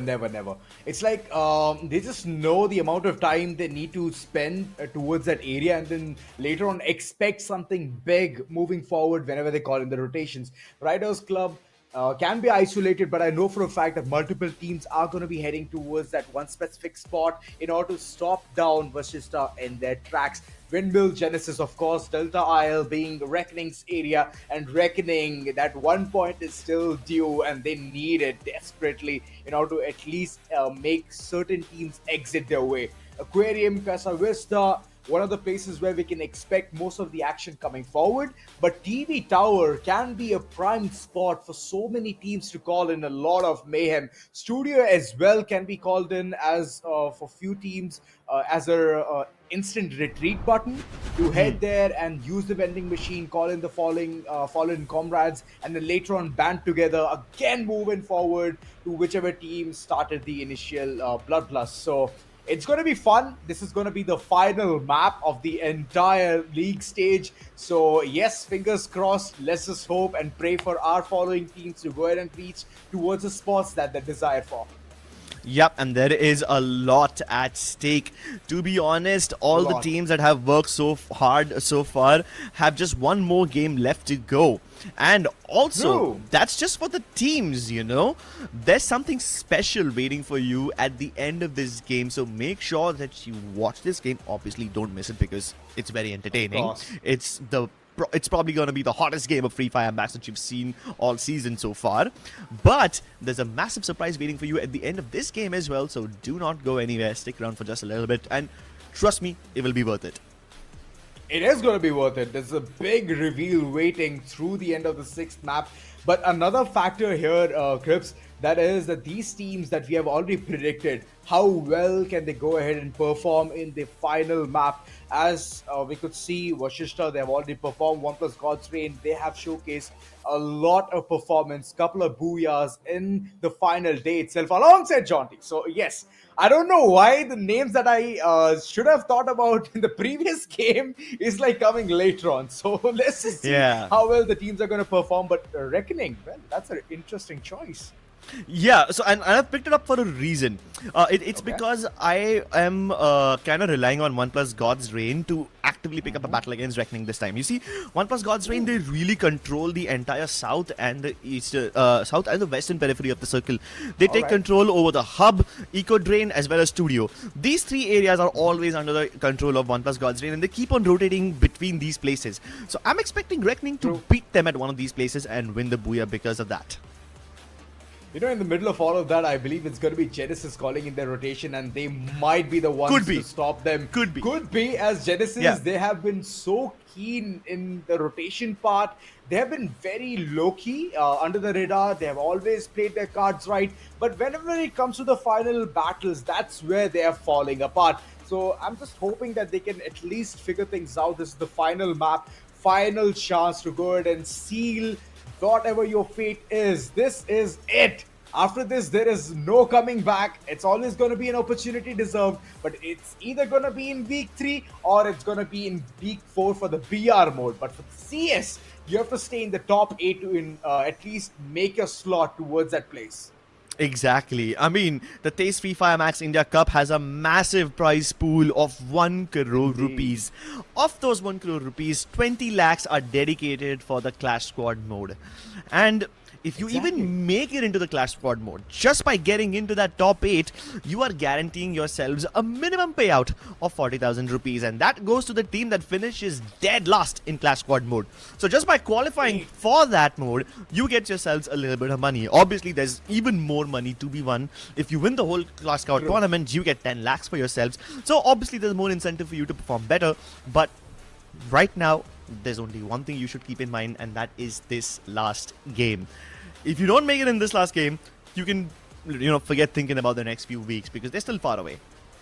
Yeah, true. All you have to do is go ahead and watch the VODs, watch the entire stream, see what you have done right, what you have done wrong, and analyze the entire situation. But yes, high risk, high reward. Here comes the final map. We just can't wait for it. And it is going to be a supreme one for most of the teams where we all can see the teams can somehow be dethroned, but you need the right amount of points for that. And Solara has to be the final map for that.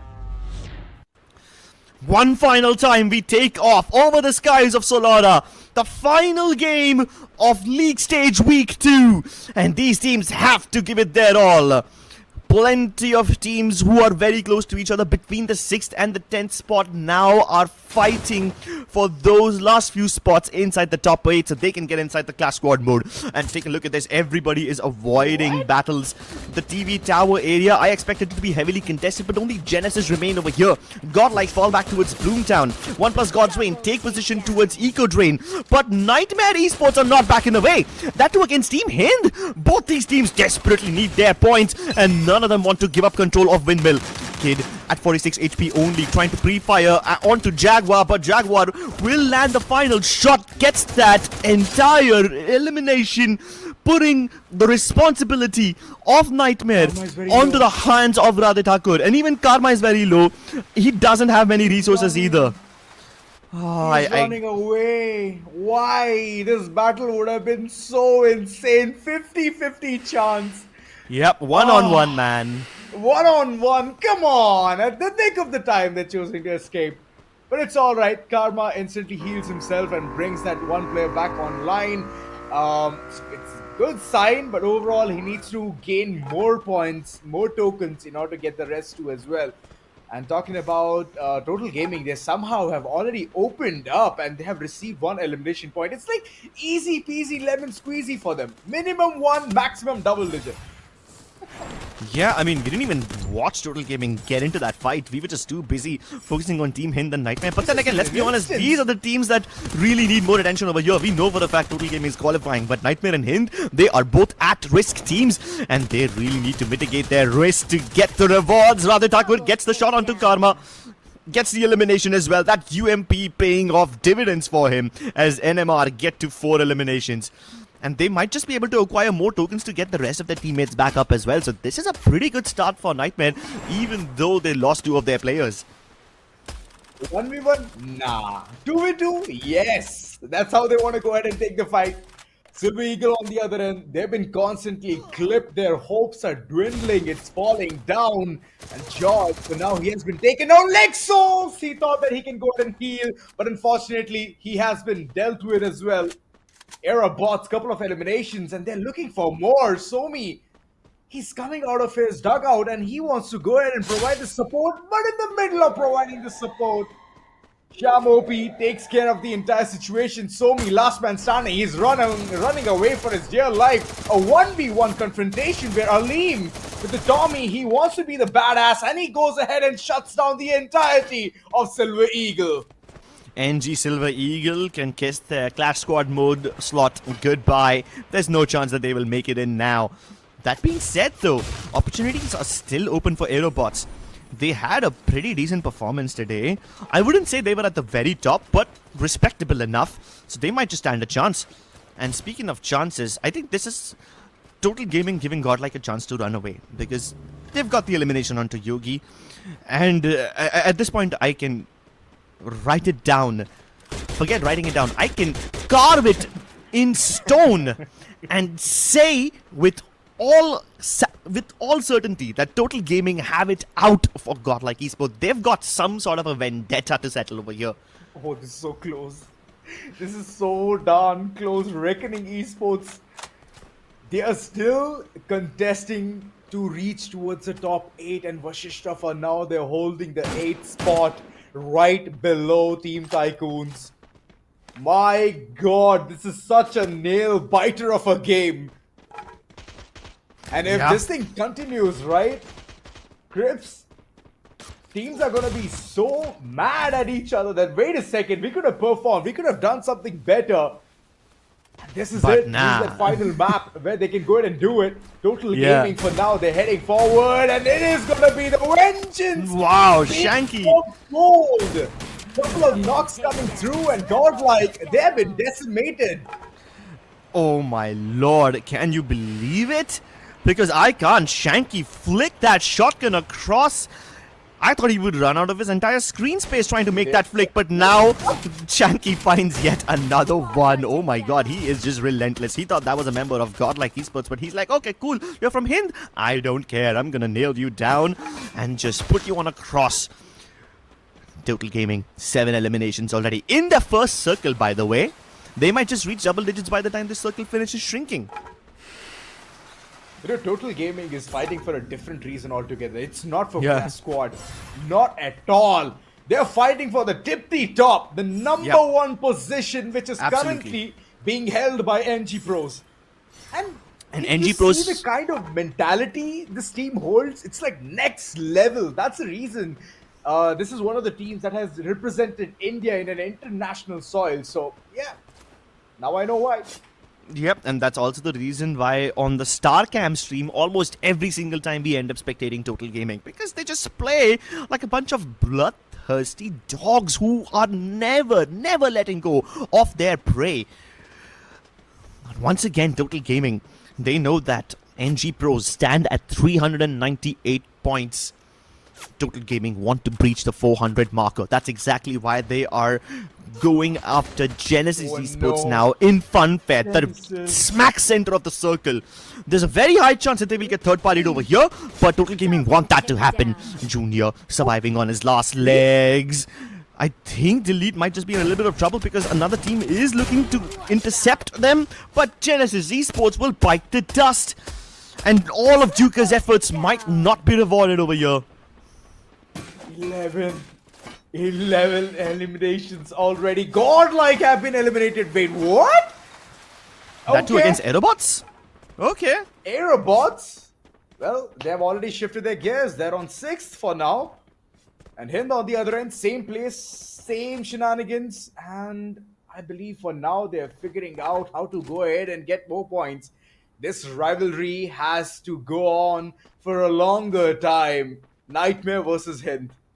And we see that again on our screen. Hind, for now, they have the control towards Windmill. But unfortunately, the circle is not going to fall onto this area. So they have to hit the retreat button and head towards the circle, or smack center is where they can go ahead and play. Nightmare, a big team right in front of them.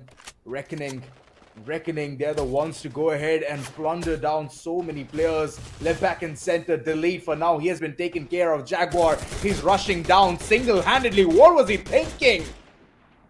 Yep, I think he bit off a bit more than he could chew. Quite far, apparently. They thought that the snipers would be adequate to provide him some cover, and they are! Karma lands a lovely shot into the lead, but can he get the finish onto him? Yes, he can. Elimination secured, but Mafia puts a bullet in his brain in return. And now they know for a fact that Windmill is contested. There's a recall tower over here available as well, so they can get the lead back if they manage to wipe out Team Hind by making sure that the staircase is guarded. He's trying to pre-fire around the corner. Steffi equipped, but Shanky doesn't care for that. Dome Cracker sent forward, and Aztec and Shanky, both of them in tandem now, moving together as a deadly duo, hunting down Sid. And they know for a fact that Sid is going to run away from this place. So now, what's it gonna be? Do Total Gaming chase? Meanwhile, towards Delta Island, you've got Aerobots and OnePlus God's Reign, both locking horns. Let's be honest, OnePlus God's Reign are in a much safer spot compared to Aerobots, but Aerobots with 7 eliminations already are looking to make it work. Aleem makes a risky push for the vending machine, tanking a lot of blue damage to make sure that he can get Hyper and Sheik back up online. And that's a super revive as well, so they're gonna fall down with P90s from the sky, ready to rumble the moment their feet touch the ground. The self-revival, it was being used, but 3 players rushing down your throat. What were you thinking there, Sheik? But a good initiative coming in from his end. He was stalling for as long as it can get. OnePlus God's Reign, they have tanked enough of damage. Now they would love to head inside the circle. And that's the best part about this map. You have some slippery slopes where you can just hop on, and from there on, you can just decide which side you want to go towards. And that's how it works easily. But Aztec in the middle of all of that, he has been spotted. Ginotrash, good shot's been taken. Shanky on the other end, trying to provide the cover. And an instant revival being given. But wait a second, there's so much intervention. In this one window, they could go ahead and spot so much action. Wow. Yep, I guess it's a window of opportunity. An opportunity they want to grab with both their hands with an iron grip and not let go. But take a look at the amount of kerfuffle in this entire area. There's 3 teams looking to get inside the zone. And it's OnePlus God's Reign who are losing the race. Team Insane running ahead of them and running straight into the arms of Total Gaming. Shanky, Aztec ready to welcome Hacker, but Hacker uses the glue walls to isolate those gunfights, hoping to find a 1v1, but he just simply will not be awarded with anything. And now OnePlus God's Reign come charging into the compound, flying on top of the roof. Hacker finally found, and Insane Esports might just be out, but Shanky and Aztec have 3 more opponents. They get the knock onto Kaushik, but Anshu knocks Shanky down. Jarvis steals that finish.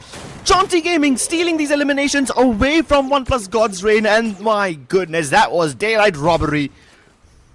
Indeed, but Total Gaming, the last man standing, is still surviving. Look at Mafia instantly hitting the retreat button, and we can see another player heading towards Windmill from the likes of Team Hind. This confrontation can go 2 ways. Either Total Gaming is going to get eliminated, or it's going to be Team Hind. Couple of players already back into the picture, and there was a care package as well. Mafia, good shots taken, and he's already taken care of No way, Karma. man. This is big. The confrontations are never going to work for the likes of Team Hind as the confidence is not there in that team just yet. I think this is the Total third gaming. time. I think this is the 16 eliminations, and yes, you're right, that's the third time that we could see, and they have bid farewell to that 12th spot. Oh, that's a heartbreaking end for Team Hind. Trying their hardest towards the very end, but it's all in vain. Having to revive their players multiple times over and over, basically liberating the entire vending machine areas for someone else to capture. And now because Hind have been eliminated, Total Gaming can use that spot vending machine to get their teammates back up online. We probably have to use a little bit of zone damage, but what on earth is that? Reckoning Esports raining down lead and hellfire upon their opponents. Fascista Esports lost so many, but luckily they have a compound which is very close to a vending machine, so they should be fine for it. But let's be honest, they could have used it for something else. Even Nightmare Esports, as they descend down onto the ground, Reckoning Esports are gonna try to play Bird Hunt against them. It's like they're playing a completely different game. They're shooting down everybody from the skies, and now Jaunty Gaming land using their jump pads. They use the Chrono Time Turner to hopefully secure a nice landing spot for themselves so they don't get taken down, but Reckoning Esports will continue raining fire from afar. Oh my god. Jaunty, they're still not inside the circle. Similar thing goes for OnePlus God's Reign as well. This is not at all looking good.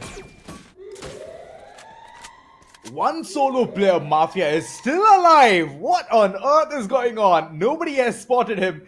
That's the kind of journey, or I would say a vacation, that Mafia has already embarked. But wait a second, OnePlus God's Reign, they're sniffing blood and they're rushing forward. Mafia, this might be it. He's been rushed by 3 players and the shots are going to be imminent. Mafia, he needs support, but unfortunately the support will not arrive at the nick of the time.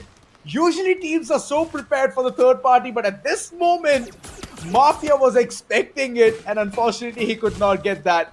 Launchpad at the feet, and OnePlus God's Reign, they will love to go ahead and call in the rotation. Radhe Thakur right in front, and Nightmare, the last surviving lonesome warrior. What can he do? I don't think he can do much. Radhe Thakur might be an esteemed hero of the Indian Free Fire Max community, but unfortunately the odds are stacked against him. But in the process of trying to hunt down Radhe Thakur, OnePlus God's Reign have gone outside the zone, and now their oldest arch rivals, Reckoning Esports, are here to gatekeep them. Keep in mind, Reckoning Esports currently hold the 9th spot on the overall standings. Oh no. They need these points more desperately than OnePlus God's Reign, and if they get them, they might just be able to get into the class squad mode. And Sohan is going into the back lines to personally deliver death onto his opponents, and Reckoning Esports have the last laugh. They wipe out their nemesis once and for all. Oh my god, what on earth is going on? Now there's another confrontation going on, and Ninja, look at him! He has the prime spot, uses the Skylar ability, and right now all the glue walls are perishing away, fading into smithereens. Ginothra on the other end, he's trying to bring in the cool calm collectiveness, has the nade, he's cooking it up. He knows that so many teams, so many players have already gained that compound, and that's one of the places where they have to flush them out. Reckoning against Vashishta. As Vashishta, they're prolonging the Oh my god! The shots are looking really good. Here comes the entire push, and Ginothra, they are looking really good. Jaunty Gaming, overall the control looks really nice, and they have the man count advantage with all of the players looking very healthy. Vashishta, for now, all of that is a standstill as Rota. Oh my god, Jarvis again! The flank angle, but Reckoning in the middle of all of that has been dealt with. Instant revival, Tiva being utilized. But here's the thing, Swaroop and both of them have to play it at the nick of the time. Jaunty, they're trying to get the information, but the information is little to none. Swaroop on the other end, this is looking like a dead man's drop. Will he take it? Ginothra right in front, and he's trying to jumpy, get the information. On the other end, he's also trying his level best to do something better, but it's a circle which will tell them keep moving. They have to break the glue wall and move forward. As Kunal, he had the flank angle, but he has been taken care of. What on earth did we just witness? What? Couple of players decimating the entire squad of Jaunty. What a big blunder from their end. But Vashishta, a lovely game from their end. A beautiful game for Vasista, and with this, they might just have secured their position in the Clash Squad mode. They were at the 8th spot before this game began, sitting at 286 points, tied up with Team Tycoons. And with this booyah, they've definitely overtaken Team Tycoons. They might just have confirmed their spot in the top 8. But now, because of that, the fate of Reckoning Esports and Jaunty Gaming hangs in the balance. Keep in mind, Reckoning Esports were also at the 9th spot, just one single point behind Vasista Esports. And those two teams happen to be the last ones surviving. This game could not have been more close. Like, I am telling you, some of the scriptwriters over here have been cooking, because I haven't seen the stakes this high and the difference this low ever before. And I've been in esports for a very long time. You know, all the cookbooks were cooked today, and there was just one person calling in all the shots. My God, Patlu, what a lovely IGL. My oh my, the flank angle was looking really nice. Mind you, Jaunty Gaming, they had the upper edge, they had the man count advantage, but outside the circle, tanking the damage is just not enough. Moreover, those flicks were insane.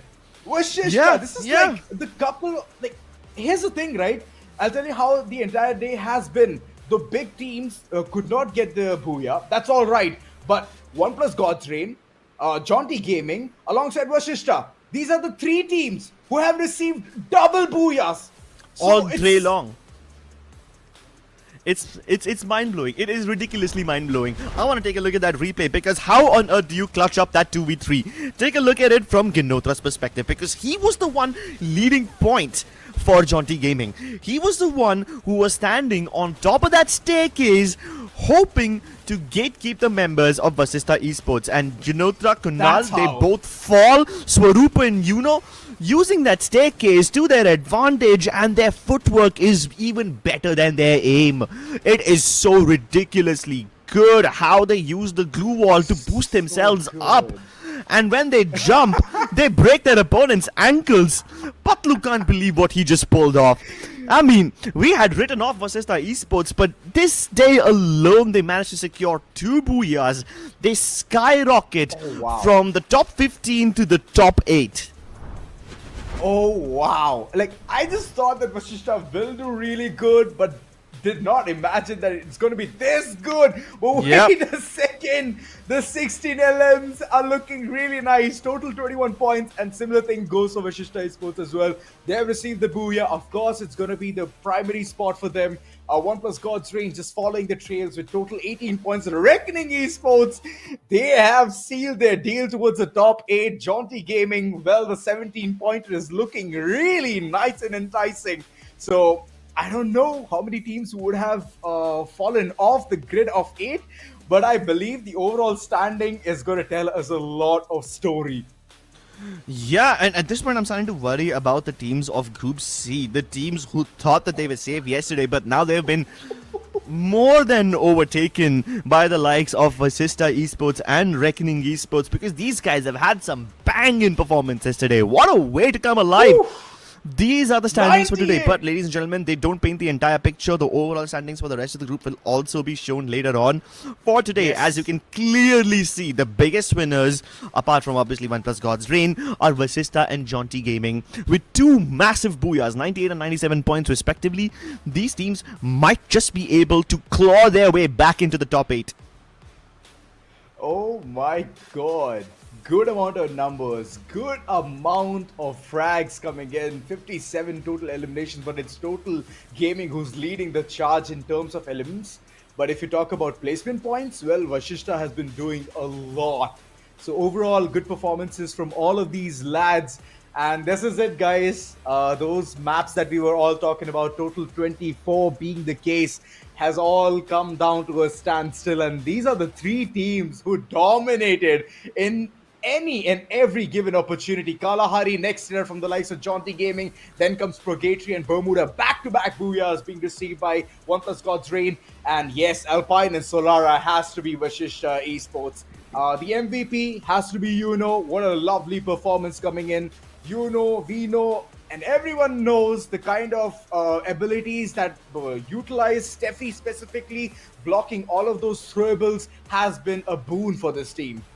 Yeah, especially when you're trapped in such a tiny corner, when you're trapped in that L-shaped staircase house underneath on the bottom floor and the only way out is up, you will be a sitting duck inside a landmine field, inside of a grenade mortar field, because you can get blown up to smithereens so easily in that tiny narrow staircase area. And if you activate the Steffi graffiti blessing over there, you will negate a majority of your opponent's damage. Great performance from Yuno, not only winning that 2v3 against that opponents in the end, but also keeping the hope alive for his team. And as you can see, this is one of those teams who do not use movement-based characters at all. No Tatsuya, no Oscar, because Tatsuya, Oscar have been the staple pick of every single team in this entire tournament. I think this is the only team who doesn't use them. Instead, they use Skoda. Not only that, even if they receive as a second active skill by buying, I would say no harm done there. Once you use it, the better situation here is provided by Koda. The kind of information that you can gain by looking at where the opponents are is super interesting. And I get it, I understand you all will say that the damage is not up to the mark, but this is the kind of performance that they needed and they've received a good amount of eliminations alongside the damage looking not that great, but it'll do. It's manageable. It's manageable, yeah. I mean, as long as you're getting the booyah and as long as someone is getting the eliminations, it's a nice thing. Yes, there is a bit of disparity between the damage of Yuno and Swaroop as opposed to Patlu. So, yeah, sure. Patlu generally is a very high scorer for this team, but not in this case. But then again, Yuno and Swaroop did manage to clutch out a booyah in a situation where the odds were stacked against them. So, who can really blame them? 7-3 eliminations with only 87 knocks. Oh, that's actually a decent game. Not a lot of knocks being wasted. Not too many revives there. 48,000 damage, more along the humble side. But the longest elimination distance being 198 meters is definitely something to talk about. Because so far, the only time we've seen the longest elimination distance be anywhere above 200 is when someone gets a elimination with a landmine. This looks more possible with a sniper. Oh, but it's about darn time. Let's just go in for the drum rolls as the overall standings are gonna come right in front of us. Let's just see which are the 8 teams who have made their way towards the CS mode. It's gonna be NG Pros, Total Gaming, OnePlus God's Reign, Vashishta Esports, Godlike Esports, Reckoning Esports, Jaunty Gaming alongside Card 98 Army. Congratulations, you have made your way towards the CS stage. But the ones who are going to be tanking the entire game, it's going to be Revenant X-Park, Team Tycoons, SHUL, Nightmare Esports, as they're going to get the opportunity towards week 3 to perform and to showcase more of what they can do. Yep, the journey is not over for them. While Revenant X-Park, Team Tycoons, SHUL and Nightmare Esports will be seen again in week 3, you will not see them in the top 8 of the Clash Squad mode. Yeah. And I would not have expected to see a Clash Squad game without SHUL and Tycoons, because when it comes to 4v4 battles, these two teams are phenomenal. But then Basista and Jaunty Gaming both just leapt miles and miles above where they were. They punched above their weight class and clawed their way back into that top 8. Both of them getting approximately 300 points. Jaunty Gaming just shy of the 300 marker by 6 points. Total Gaming were on a whole different adventure. They were trying to catch up to the 398 score posted by NG Pros. Fell short of it by a little bit, but they now have the most eliminations in the entire lobby with 234 eliminations to their name. So that's one cool aspect that nobody can take away from Total Gaming. Nobody can take that away. So all of that said and done, Team Hint, Silver Eagle, Insane Esports, Autobots, Aerobots, Genesis, they all have opportunity at week 4. But talking about the top 8 teams qualified for Clash Squad, Swiss stage has to be NG Pros, Total Gaming, OnePlus God's Reign, Vashishta Esports, Godlike, Reckoning, Jaunty Gaming alongside Card 98 Army. So congratulations top 8 teams to reach there. They're going to go ahead, enjoy, celebrate for today as they are going to increase the amount that they will get from the prize pool. Yep, they have just unlocked a whole new level of access to the prize pool, which no other team who is not in this class squad stage will be able to do. So massive congratulations to these teams as well. And while I say that teams like Vasista Esports, OnePlus God's Reign, Car98 Army, while they are more along the macro side, while they do really well in the Battle Royale modes by mitigating risks and making sure that they take the best decisions, we will get to see them clash head to head with pure firepower in the class squad mode. And that's all about the class squad team, ladies and gentlemen. Let's take a look at the teams that will be visible next week as well. These are your top 12 teams who you will be seeing in week 3 of the Battle Royale stage. Indeed. NG Pros, Total Gaming, OnePlus God's Reign, Vashishta, Godlike, Reckoning, Jaunty Gaming, Car98 Army, Revenant X-Park, Team Tycoons, SA2L alongside Nightmare.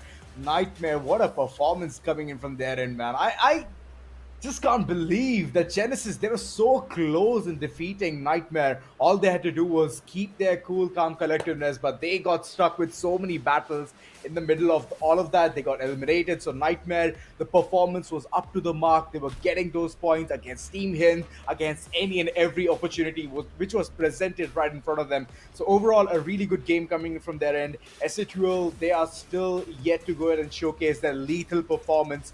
They showcased, of course, when the entire 24 games got over, but it was not enough as they got dethroned alongside Team Tycoons and RNTX. They need to start showcasing their performance in the upcoming weeks, specifically when I talk about Battle Royale, as top 2 teams are going to proceed forward towards the grand finals. So might as well go ahead and make a way.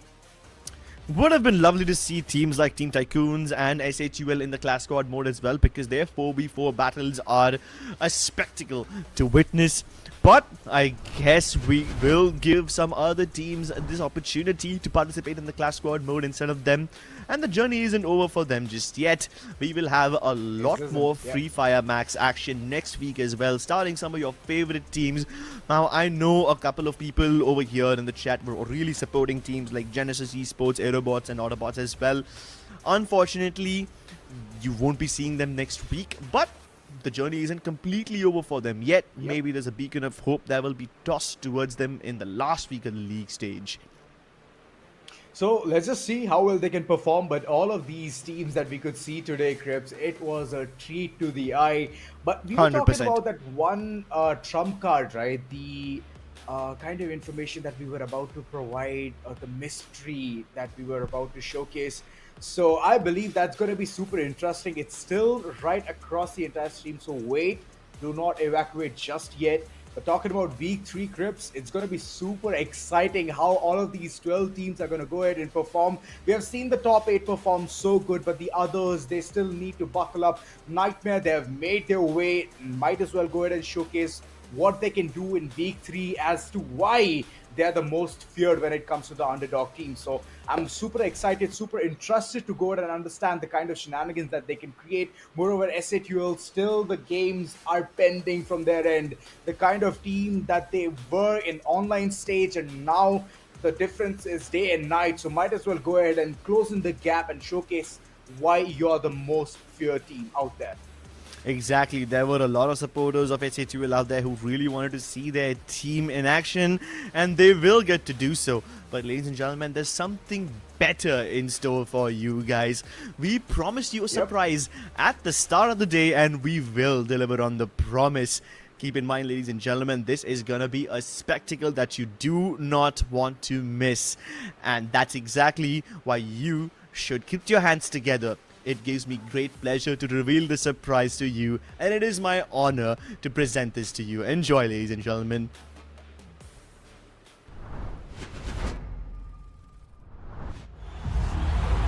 Welcome to TEZ FFMIC India Cup 2025.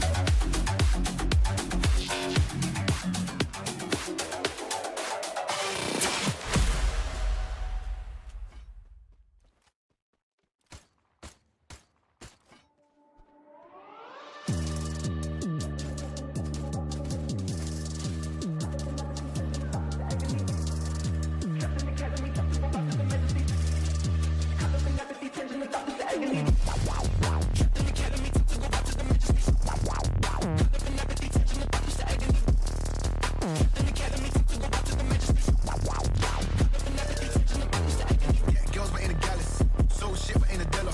I held a gun, but ain't a killer. Can I keep it any realer? Yeah, girls, but ain't a gallus. So shit, but ain't a dealer. I held a gun, but ain't a killer. Can I keep it any realer? Nah. Oh man, old school, young jam, all black, MZ, still screaming out that chain gang. Oh gang, oh man, old school, young jam, all black,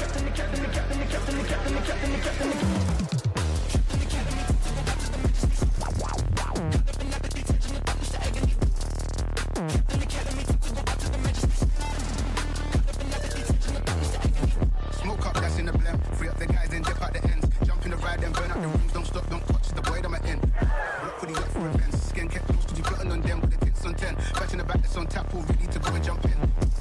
Never keep it real in the ends. Never leave crib where the ends. Me and that kid, we don't even need to pretend. Being like them, never keep it real in my face or the car with sticks. Watch them fit for my wave, they cut. That's so deep, if they don't teach. Don't feel it was like I was driving on none. Does anybody even listen to this kind of shit anymore? What do you mean? This isn't real music. Hip-hop is dead. Nobody knows how to make real music anymore. Dead. Dead. Dead.